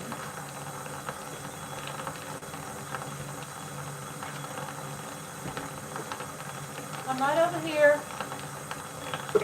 I am just filling up, refilling my Coke container.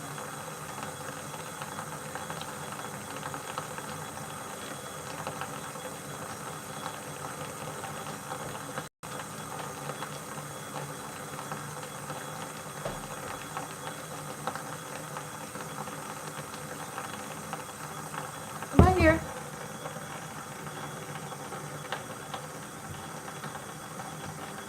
Eastside talking to Lola is going to have to do what it takes. What does she have to do? You can't bribe her, Eastside.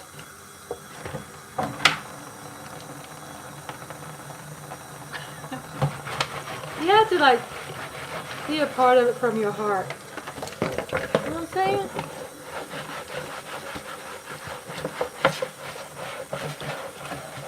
Yeah, that Asia boy, she be keeping up on the sports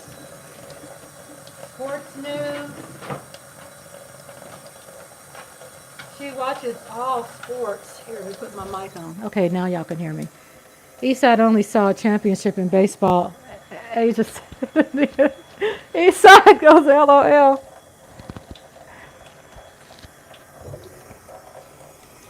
So I'm the kind of person, I just like certain things clean. I like my sink area clean, especially before I make kefir. So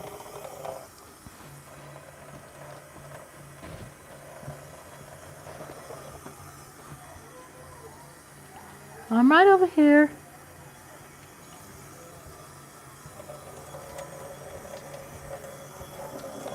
So I've been getting into this new show called Outer Range with Josh Brolin. Two seasons are out. Two seasons are out. We are just now watching season one.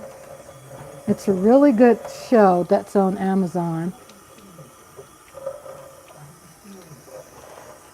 So Coyote says, I've only been to 2 pro baseball games, and both were Astros, went with relatives. That's a great experience. I know when I took my daughters and they brought a friend with them, that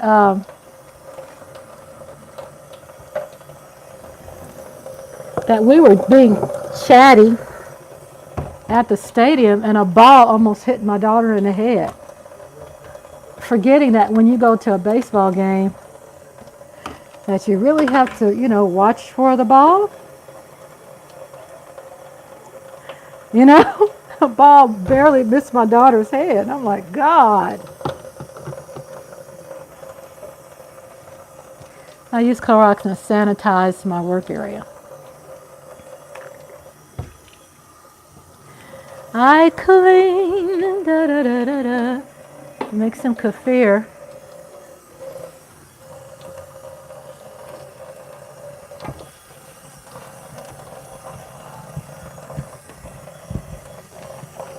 when I was live on the game yesterday, I really thought that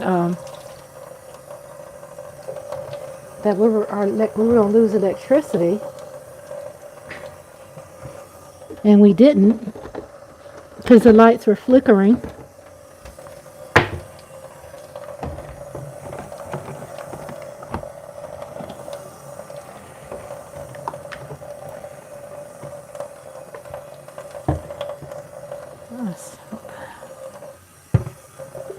It's like sanitizing my work area. Asia says, Eastside Harold, you remember when Houston won the championship?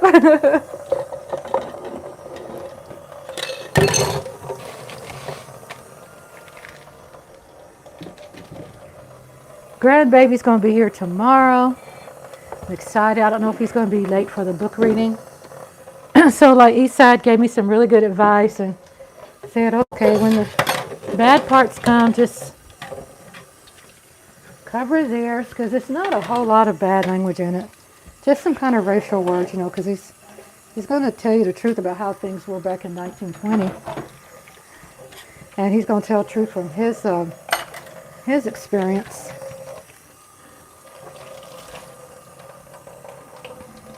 Eastside Harold said, yes, all four.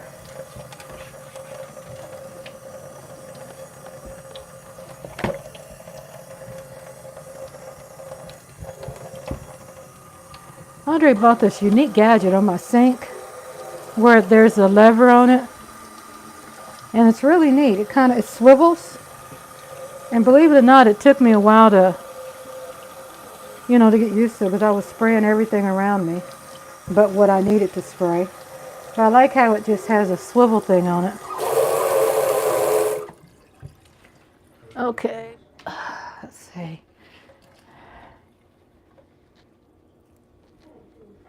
I know people take their children to baseball games. I would be scared. Oh, yeah.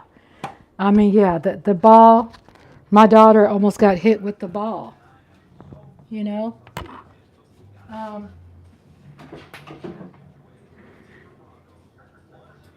I'm right here.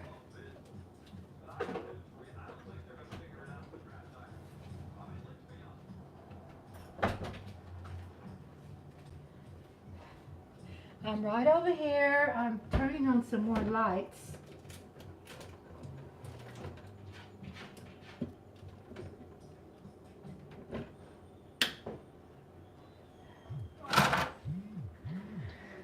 I'm right here. I'll be right back.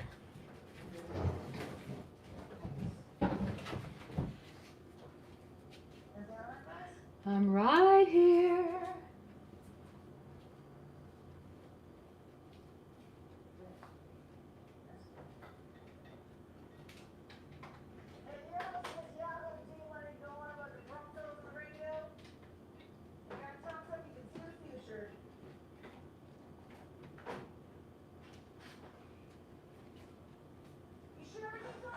Yeah, Outer Range.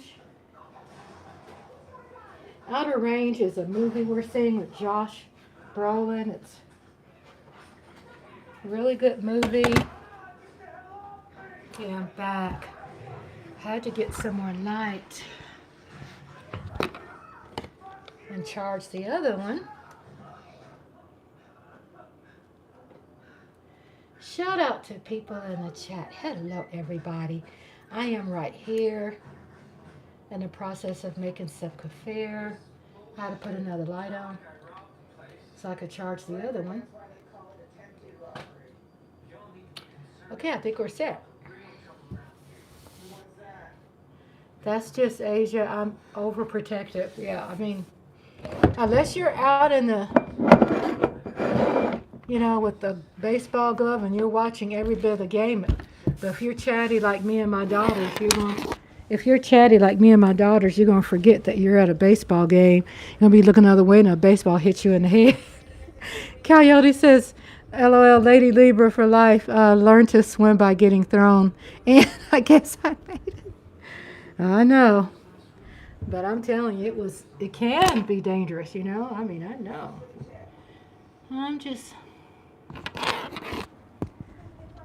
I use these wax melts I like them better than candles. I don't use candles because your girl would probably forget to leave a candle on and go somewhere. So, and then what happens when my sweet hubbly bubbly empties out the wax, then it spills on the dishwasher. So I get down here and I use hot water and just wipe the wax. You know, wax is a wax spill is one of the most irritating things to clean up sometimes. But if you just get water, basically just hot water, you know, and I use a boiling pot. And when I get through working in my kitchen, I run hot boiling water down my sink, you know, to clean the pipes. So I'm just trying to wash some areas. Because I do have a thing where I don't like dirty cabinets and the outside covering's dirty.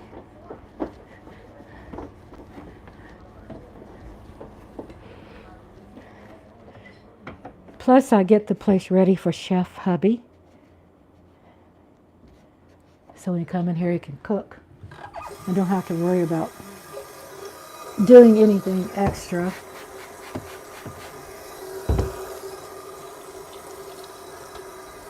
Good night, Coyote. Thank you so much for hanging out and saying hello. And The Conjuring. You said The Conjuring brought you in? Welcome, my spirit friend.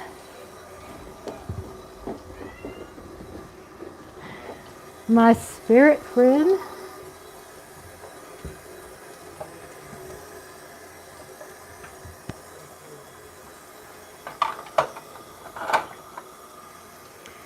Sometimes I sit down to preserve strength, you know, while I'm cleaning.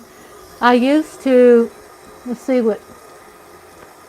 Good night, Coyote. I used to love Brooklyn in the summer. I haven't been there in years.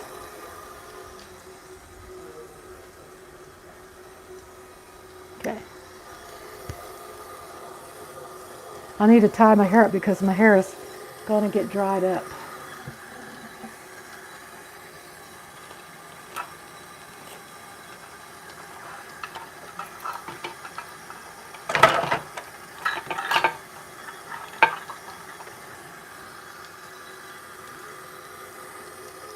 Hubby's in the kitchen a whole lot, and so he's made the kitchen his kitchen.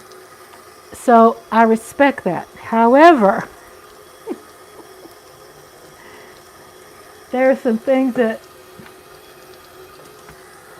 for me, are not in the place I put it, but then I have to respect his space. Yeah, Age is from Brooklyn out there by Junior's. Me and Andre hung out Brooklyn and saw the Cotton Club, where the Cotton Club was.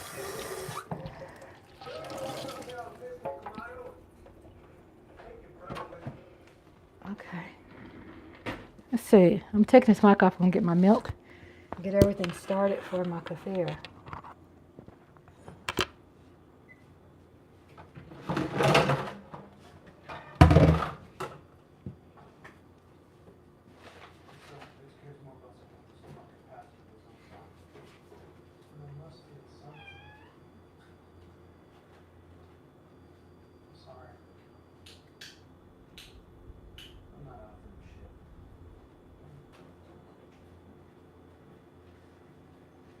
I think we had some power outage, and something's knocked out my electricity over here.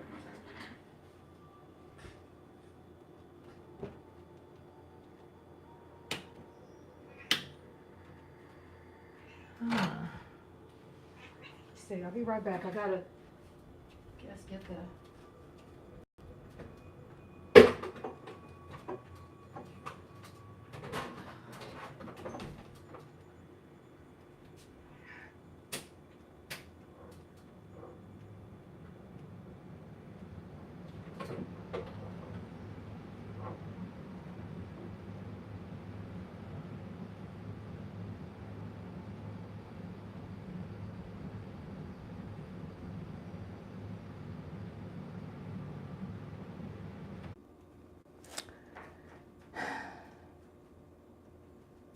Can y'all see me now? I'm not sure. I don't see the time moving. Yes, okay. I'm back. I'm back. So my electricity, I was turned on the breaker box. I turned off the breaker box. Okay. And what happened when I turned off the breaker box, it had to reset the modem.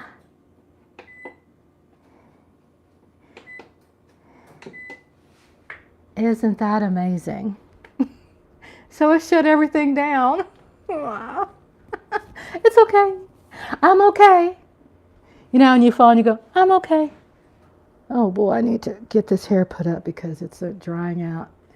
Second cray cray. So welcome back, everybody. We're back. I see Lady Libra said yes. Yeah, it's lagging because I had cut off the breaker switch. I have no electricity over here, so ever since let's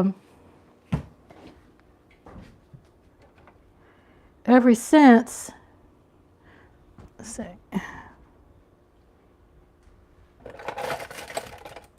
I lost electricity, then the light cut out. So, uh-oh.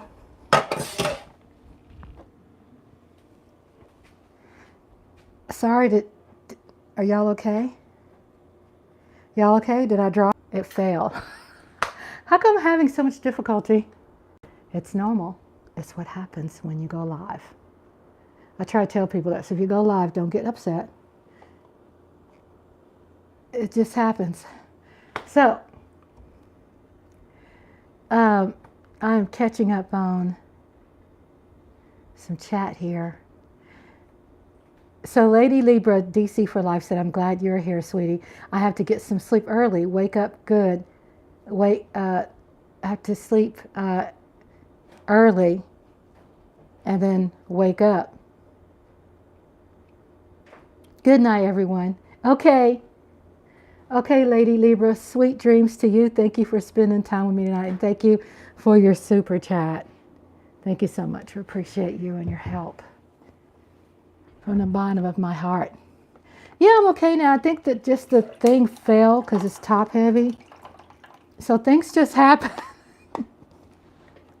I have it on a stand, and sometimes the stand is not, probably it's, I thought I tightened it. You know, I thought it's straight.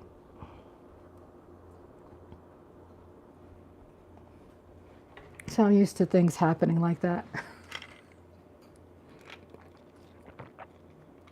I'm okay. Got my water. And I think I was over here trying to reset.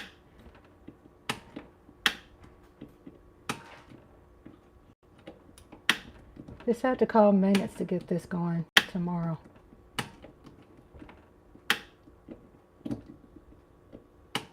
Because I have some light that comes through here, and it's not so dark. And try not to turn around so much while I'm live. Try not to make sure the emphasis are put on my body. So I'm doing just using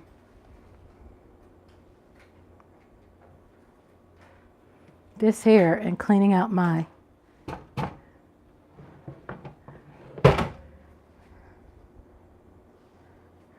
dishwater thingy. So I run hot water, put Clorox in it, and I run this hot water in here to clean it out. I'm just big on that.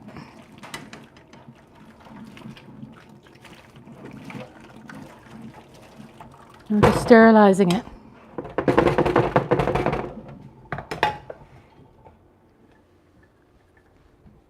And put Clorox and I'll pour hot water in it.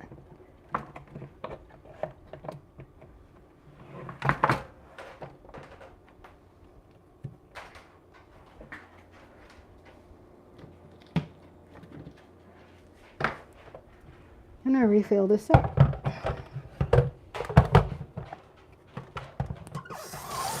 This is one of my best investments.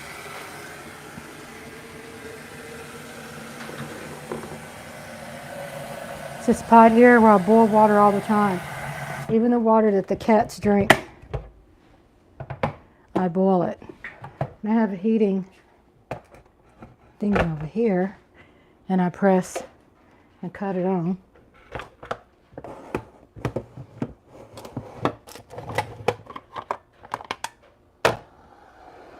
I'm just doing some wiping. Getting ready to. If y'all chatting, I could see it.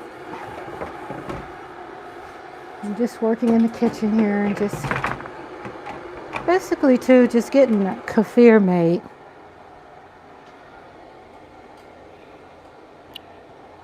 Mother keeps jumping up here.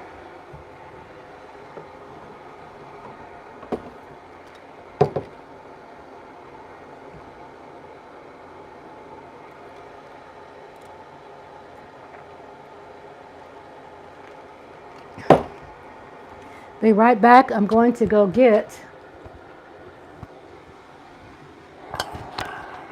the charger for my phone.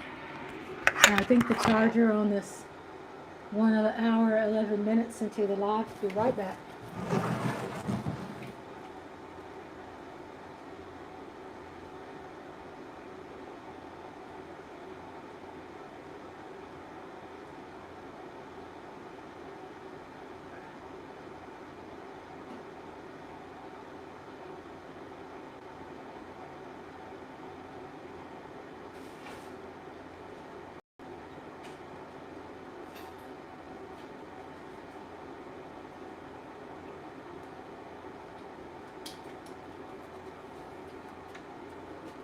Right here, I'm charging up my phone.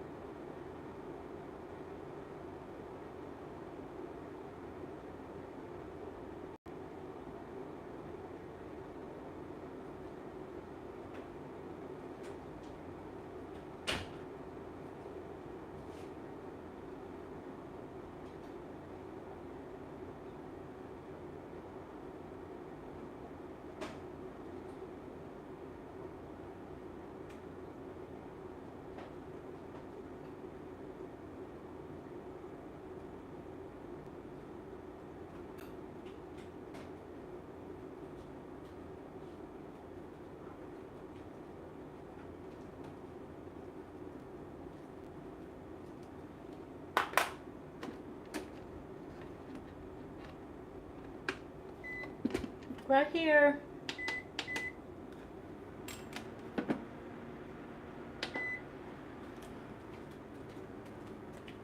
Got me a plug-in for my fan and my phone. I need to have a little sign that says be right back. Oh boy. Okay. Here. I need to go get a band for my hair. So I don't like doing this without a band. I'll be right back.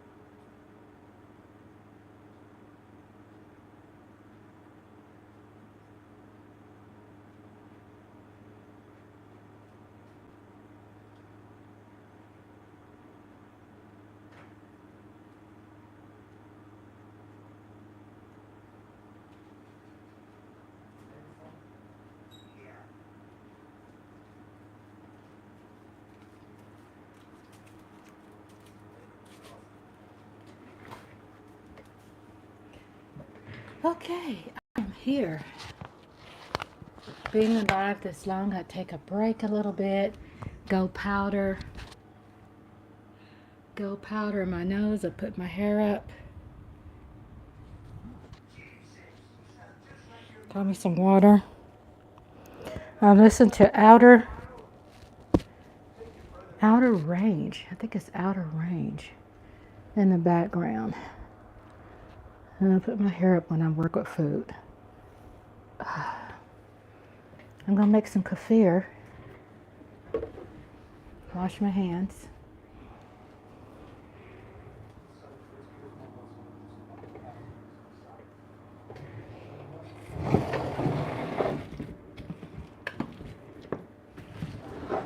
Pull my trash can closer. Got my phone on charge because I had to put that on charge.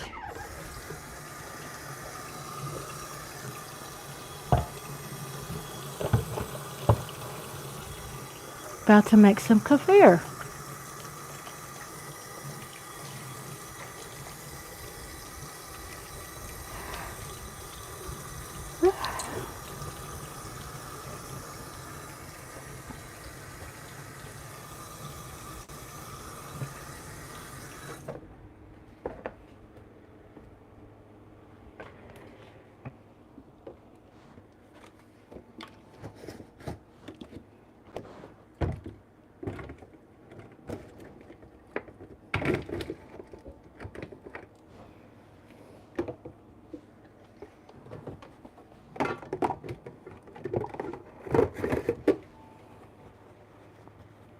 Welcome to Rhonda's Lovely Sparks ASMR.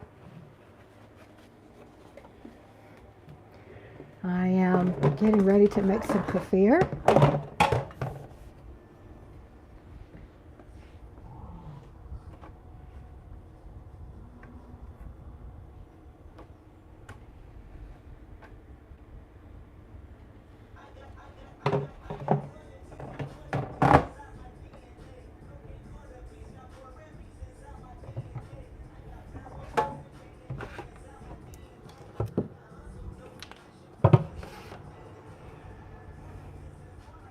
See.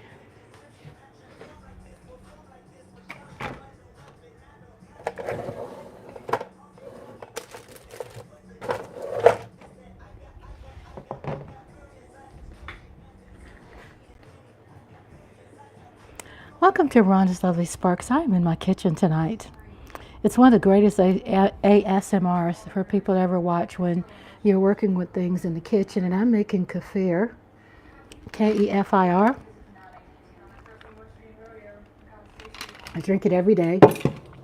It's a fermented milk that I ferment right here. Okay, and I use KEFIR grains, and this right here is the whey. And so I'm going to tilt it some more so you can see me stir it.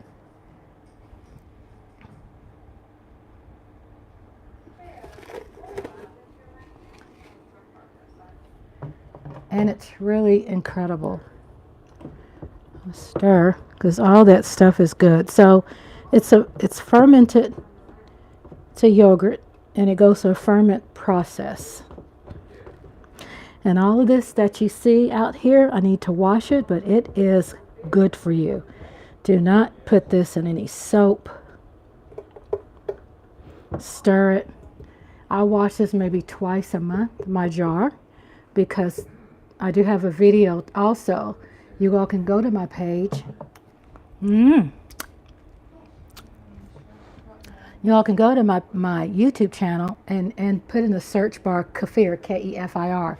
But it should be under foods, and it should be probably under another thing under my playlist. It's called Sparks. And what you do, you pour it in here and you strain it. And these are called grains. And it looks like cottage cheese. And but it's firmer. And these are called grains. You know, usually when people think of grains, they think, oh, that's powdery, granulated stuff. No, it's called grains. I started off with 1 tablespoon. 1 tablespoon. And you could eat these too if you want. I don't eat them because I use them to make my fermented yogurt, my fermented milk. And, you know, if you're lactose intolerant, it changes, and I'll show you the process. It's a process I'll take you through, but I add this to this.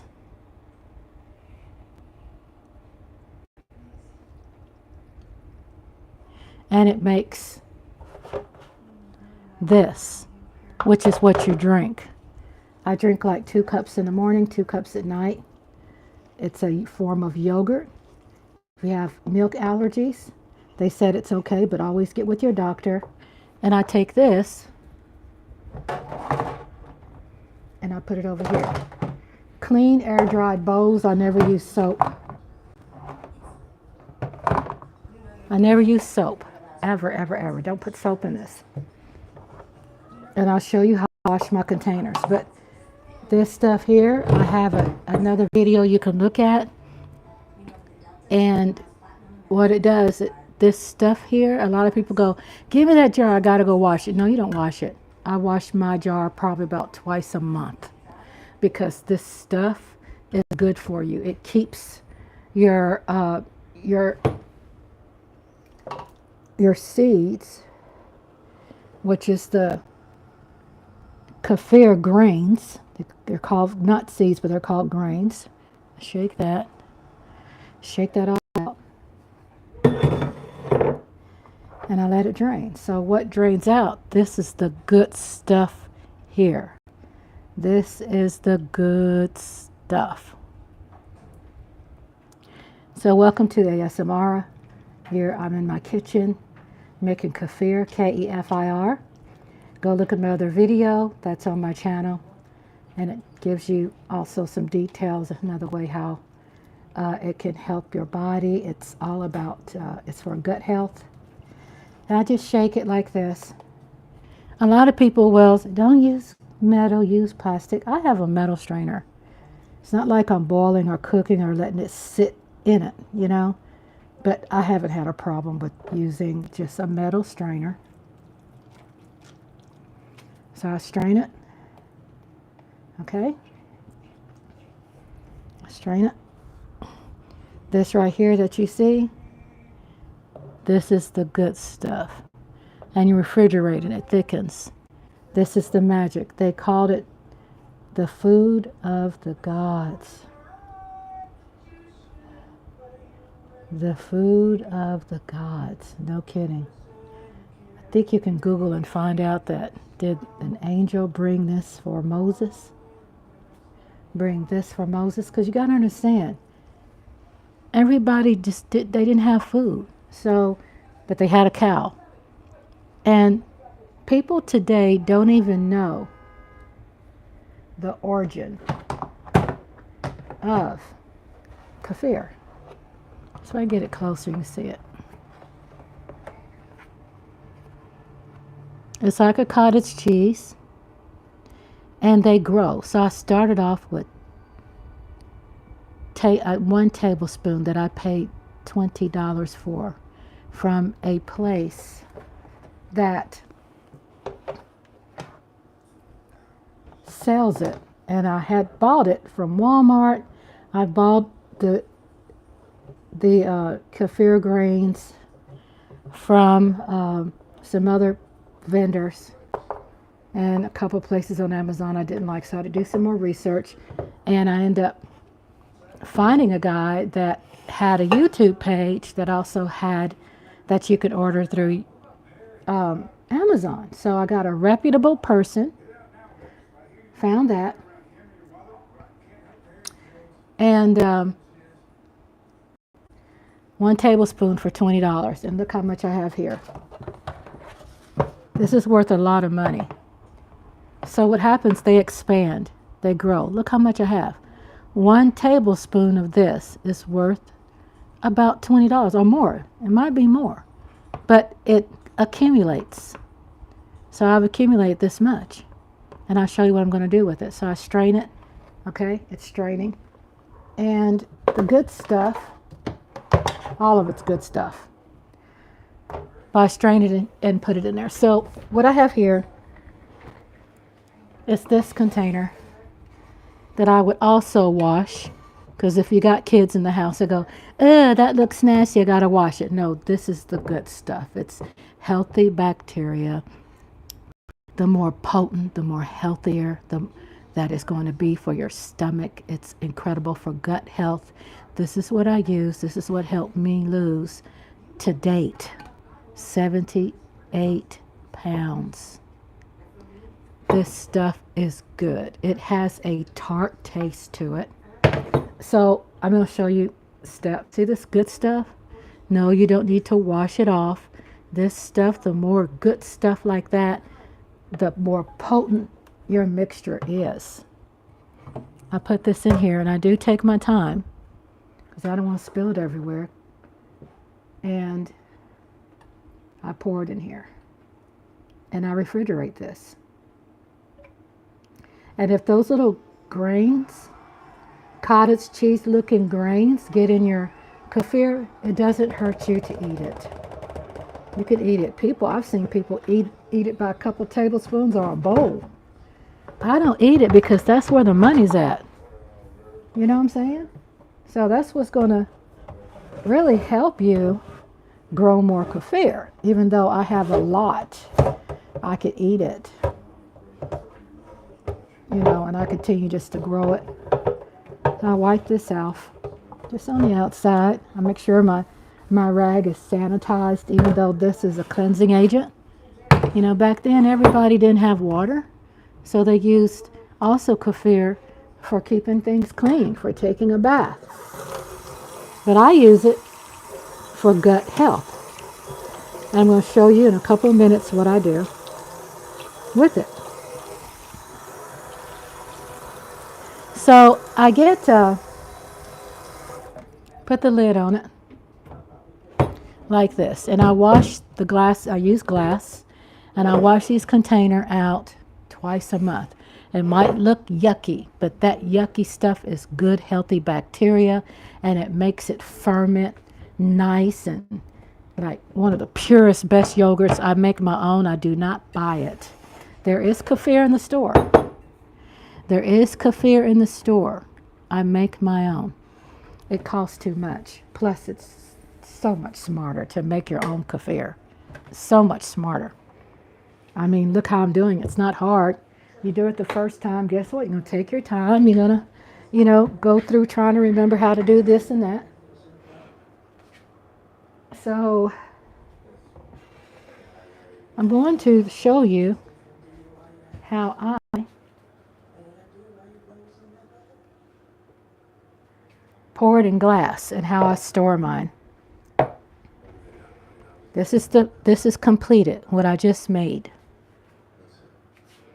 It's good for diabetes, it's good for losing weight, it cleans out your gut. People think that when you're taking laxatives, people think, well, I'm cleaning out my intestines. Not true.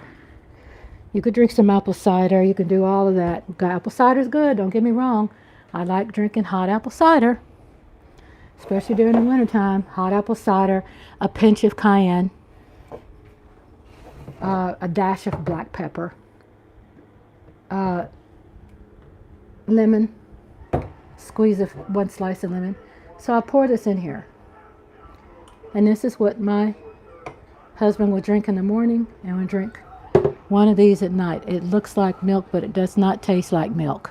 And it's not milk after it ferments. So if you're lactose intolerant, you could drink this. But get with the doctor, make sure they do an allergy test, and make sure you talk to them first, okay? But it gets rid of the lactose intolerant.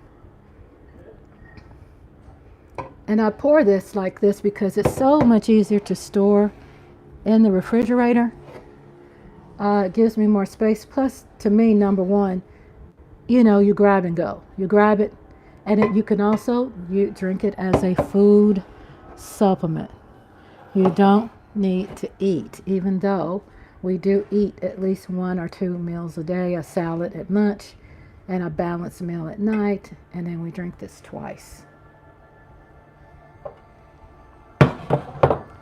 So I got this here, and I have it ready to put in the refrigerator.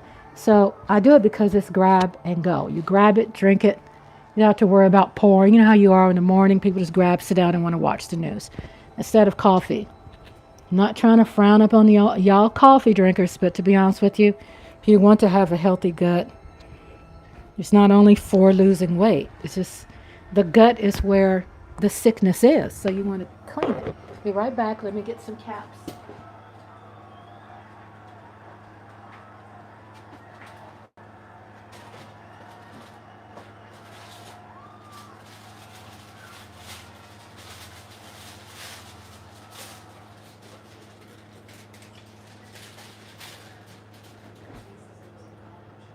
So I put it in the refrigerator, and I don't use foil, don't use metals. But again, I use it for covering. So I like these foil sheets, or I have some cloth covering. But I use these two, and I recycle it. I tear it in half, and I change up, just depends. And I put this on here, and I'll put it in the refrigerator. And I curve it up, and I turn it. Let it fit snug, and then I store it in the refrigerator. I know some people that has very bad bowels. It smells really bad. Some people don't have gallbladders. Some people, everything just stinks really bad. Well, this right here gets rid of also the smell. I drink it too. I drink this in the morning and this, and it becomes habit. And it's so much cheaper than you buying. There you go. It's so much cheaper than you buying it in the refrigerator, in the grocery store already made. It's crazy. It costs too much money. Plus, when you buy the ones in the store, it's processed, pasteurized, sugars, and salts. This right here is pure. This is pure. So you really want to work on gut health, and every age can drink it. Cats, dogs, cows, animals, they can eat it. My cats drink it. It's like a probiotic, but it's much better. It's much better than a probiotic. And it's much better than a probiotic, and because it costs so much money. Y'all see the cost of probiotics these days? It's crazy. 40, 50, 60 bucks. So a lot of people, I mean, that's why I know how much it costs because I did it for years. You know, you don't have a gallbladder, or even if you do have a gallbladder, still, it cleanses your arteries, it cleanses your stomach. People think, again, when you take a laxative, they think, well, I'm clean, I've cleaned out my bowels, blah, blah, blah, blah. No, no, no. There's gunk that always stays in your body. And it's not like a laxative, even though I've had people to tell me it made them give them the runs. Well, if you get the runs at the beginning, you know, drink plenty of water, you know, stuff like that. But if you get the runs, it's because, guess what? It's getting rid of what's stored in your intestines. So expect like the first week or two. I don't know if you all know how long your intestines are, but think about how many years you didn't do KEFIR and how much gunk is all caught up in your body. Think about that. So we have some more steps. I gotta wash this out. Make some KEFIR. I'm not gonna wash it out this time. Next time I make some, I'm gonna rinse it out with hot water only. Do not use soap. And it's really easy. You drink it. You don't have to put it in, but I do use glass. And I have 4 of these. And I have some in here. So what I do, I'm going to take these now. I don't know if y'all can hear me. I have my mic way over there. I'm sorry. Let's see. Where's my mic? Sorry, it wasn't where my mic. But hope y'all can hear what I'm saying. I'll just repeat it. But I'm going to walk this over to the refrigerator.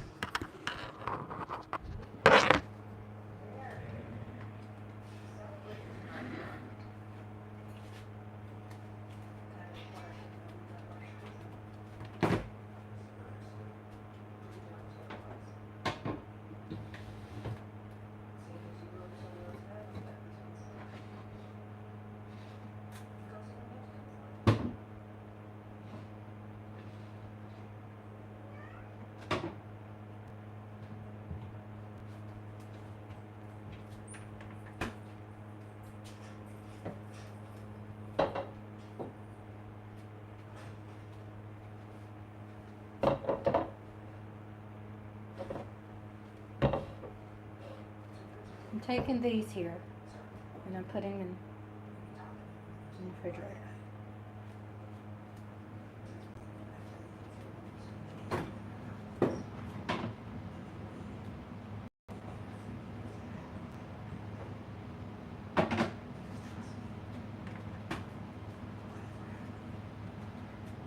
Then tonight I'm going to pour this and drink it because hubby is in there. Drink it tonight. It's empty, so I'll make some more, of course. And y'all say, well, you use a lot of, it's like a tablespoon per small jar that can make your coffee. I've just been doing it so long. You know, so it's kind of become a habit, you know, become comfortable. So trust me, it will happen with you all where you all will become comfortable. So we're going to drink this tonight because I wanted to empty it out. And what I do with my container, which is not dirty, put a lid on it. There's nothing in it. I'm going to put this in the refrigerator. Okay? Always put your complete stuff in the refrigerator. Complete.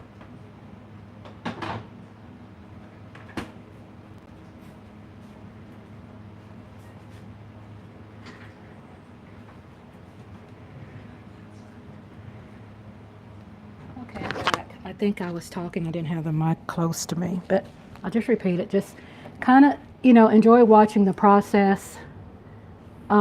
This right here is not dirt. I don't wash this all the time. You'll see online people do it different kind of ways. I don't wash it. I just wash around the mouth with a clean rag. Nothing with soap on it, because the soap and chemicals and stuff will kill your grains. So I have this big jar. I bought it on Amazon.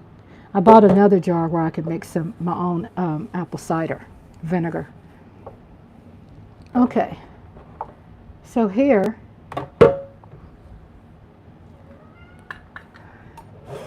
I take this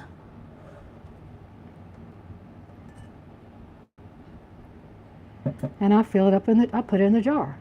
Now I have a small jar of this in the refrigerator, and that's what I do.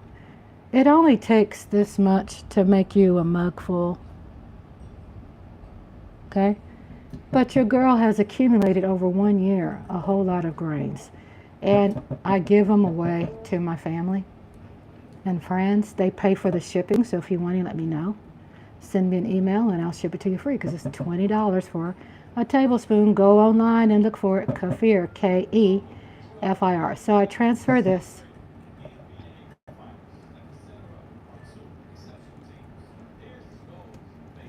And it's like money. When you see this in here, it's money. As it does save your life. It does extend your life. It does help people with bowels, even if you don't have a problem. It just help you maintain good stomach health.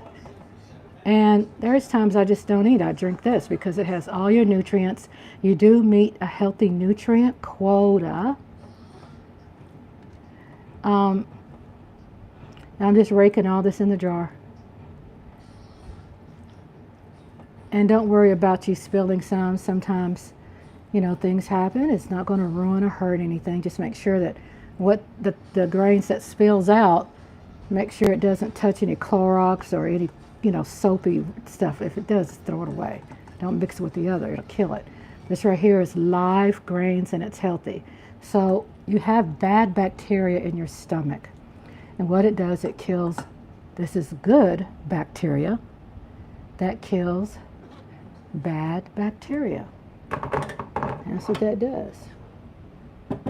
Okay, so I put it all in here. And if you notice, I have all my stuff in the bowl over here, and I have to wash this. To wash all this. And right here, people can use 1%, they can use 2%, but understand that what you put in here with the grains,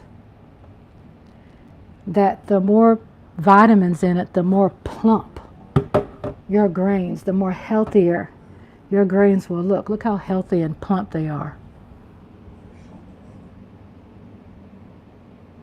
They're healthy and plump. When you do this, you'll be able to tell what's healthy and what looks bad. And if you notice, see, this is, they're good. And plus, if you find out the health benefits outweighs the test, it's tart. I shake this. And I pour the whole thing in my jar because that's how much kefir we drink, right? You can refrigerate it. I don't refrigerate this, and I'll tell you step by step, but I refrigerate the other that I showed you earlier. So I get the grass-fed, organic, pasture-raised, grass-fed vitamin D milk. Even if you're lactose intolerant, this turns what you're lactose intolerant, the whey and everything mixed makes it tolerant. So even if you have that, it does make it where you can drink it. It doesn't. This is no longer milk. The white that you see, it's no longer milk. Okay. It's a yogurt, and it thickens up too when you put it in the refrigerator. It doesn't thicken up a whole lot, but it thickens up. It's not as watery. So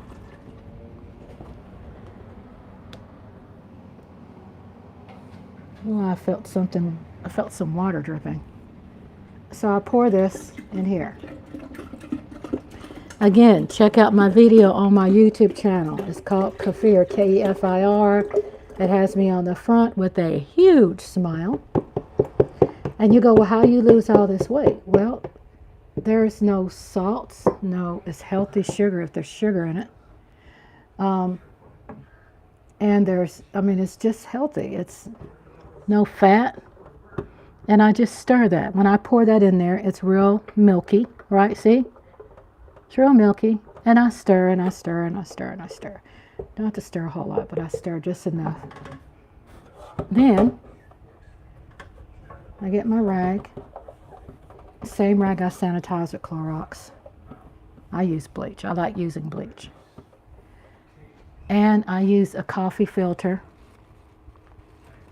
and a rubber band. That's what I use. Other people use different things, but I use coffee filter so it can breathe and it ferments.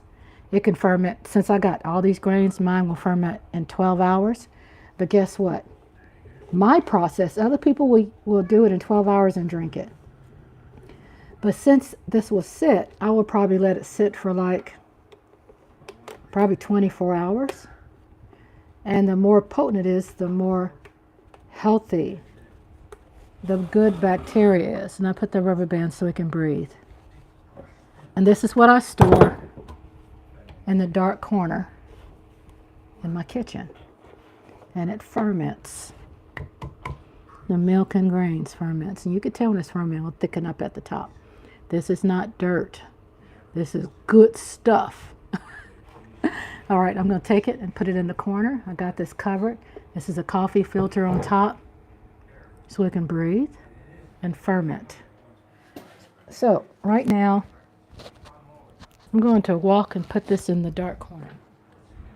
I'm right here. Okay.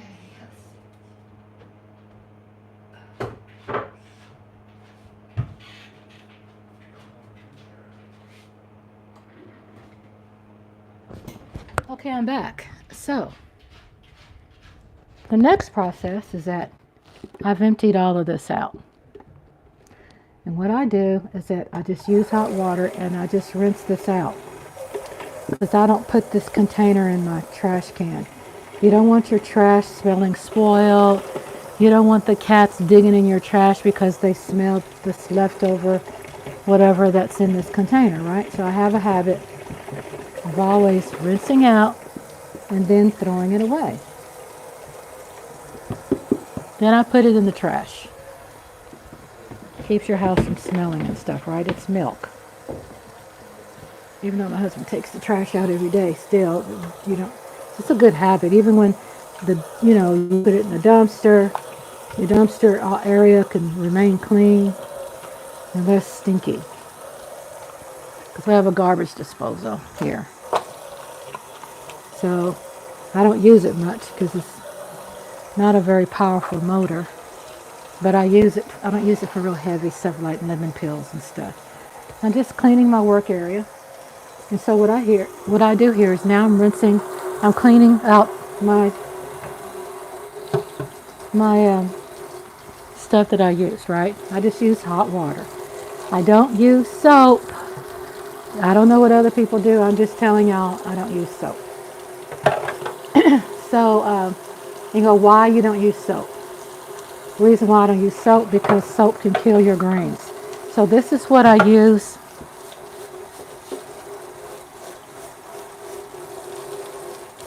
To strain my grains, right? This is my strainers. I don't use it for nothing else. If I got oil or broth or something I'm cooking with, it's going to be a different strainer that has been used. As I have a set up here. I'm going to pull this up so you can see. See what's hanging here? I have a set. So he used different strainers. So, but this is specifically only used for my kefir, making my kefir, which is a ferment made from milk, fermented milk, fermented yogurt, and it has a little tart, but I'm used to it. It tastes incredible. I love how it tastes. And what I do, I hang this to air dry. Just like that. It's over my sink and it drips into the sink. So I let my stuff air dry, my tools. Only hot water. I don't use soap. And that's why I have this long brush that I specifically only use for kefir. I have another brush hanging up there I use for dishes and stuff. So hot water is an amazing, cleans really well. You don't need soap for everything. Unless it's just fermented milk, you don't use hot water to clean things. And milk is a cleanser anyway, you know. I know people go, oh, it smells, it stinks because it's spoiled. It's a cleansing agent. You wash your hair with it, take a bath with it. But it cleans out your gut. That's what I use it for. Okay? And then so I hang it up over here. And I let it drip air dry, let it drip. And then I get my bowl. Again, this is the tools I use, and this is hot water, solid hot water. It's not warm, it's not cold. I use a brush so I don't burn my hands. When you do it long enough, you get used to it. You don't burn your hands. I put it over here, let that air dry. Then I clean my bowl. No soap, just hot water. Hot water cleans everything, to be honest with you. Now, I know I have some Dawn soap sitting over here, and I have bleach, but I'm saying the containers I use to prepare, which is plastic. I guess you can use glass and metal. I might tell you otherwise on someone else's YouTube page, but I'll tell you, you don't have to spend money. Just make sure your stuff is air dry and clean and dry before you use it again. And guess what? It'll be clean. Just designate a place, and don't be over stressed out. This is my next bowl. When you're trying to fix, you're not going to always fix it the first time you use it. Okay, the more times you use it, then the better your idea.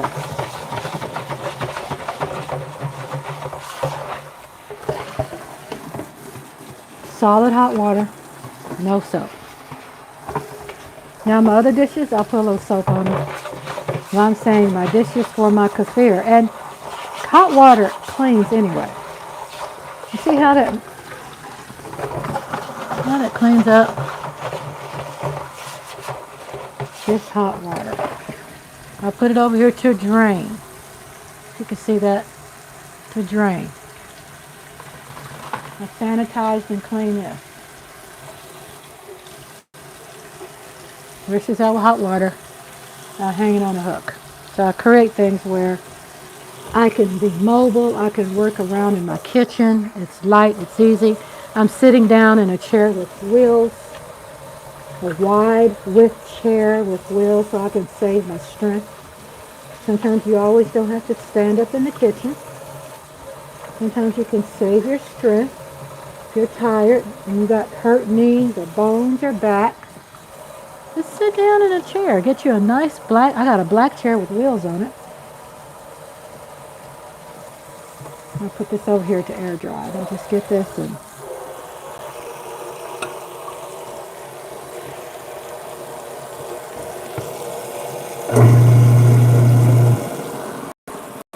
hot water.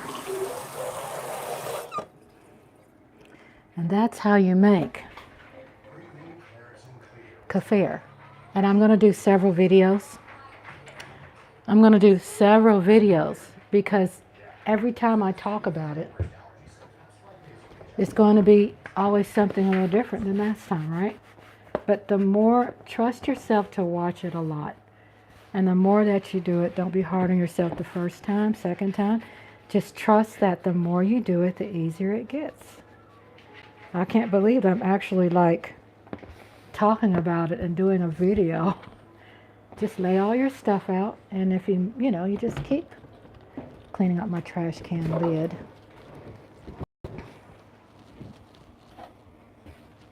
Cleaning my workspace, so when Andre comes in, Chef Hubby, New York Giants Andre, the kitchen is clean for him to use. Okay, so that's how I make it. So I'm in the kitchen, and I think what I'm going to do, I'm going to go ahead and take these in there and give it to Hubby. Give his drink. I'm going to drink mine, and it just gives you so much gut health. And next time when I go live, feel free to ask me questions as I go through it, but trust that you have to watch it over and over again. And there's going to be some questions. I'll be here to answer those questions. So thank you for hanging out with me. I appreciate y'all. And I will be here tomorrow. It will be the book reading at 8 o'clock Central Standard Time. I heard the Mavericks is playing also tomorrow. And also after that, I will be going live. I think I will go live with the subscribers. I've been going live all week. So I just want to thank you for hitting that like button, sharing the wealth. Thank you for subscribing. And thank you for being around and keeping me company. I enjoy all of you all. And I received some super chats today. Thanks to Lola and Lady Libra DC for life. Thank you for the super chats. And thank you also for Asia Robertson for gifting out a free membership to William Williams. Got a free 1 month membership. So I'd like to encourage you all to invest. It starts off at 99 cents a month. Then there's another level perk of $2.99. There's another level at $5.99, which is me singing and poetry and book readings and things like that. More of my voice and just more one-on-one, just time together and talking about just relaxing. It's a whole different setup than it is everything else that I do. When you pay into that, you're going to see it's worth. So invest and help me help the feral cats. Help that money go toward helping wild birds. We do have a little nice bird sanctuary out in our patio, and we have some bird feeders, and we have a bird bath and a bird fountain. And so we watch the birds. We love watching the birds. We have finches so far. They've had a lot of babies, and they brought their babies up, and they're eating the food. And because you know why? Because out there, guess what? Man has messed up a lot of stuff. There's not as much food out there for animals. There's not as much food out there for birds, right? So they fly away. They fly to Mexico. I'm in Texas. They fly to Mexico during the winter, and they come back up during the spring. They have babies, and they're looking for food. They need food. So we buy like a 50-pound bag from Tractor Supply, and we invest into 5 cats we have homed inside, and we make sure they need to get their shots. They need to get their vaccines. They need to get their just everything. You got to keep cats healthy. They take their probiotics, and I make sure to do that to get rid of the hello baby, hello.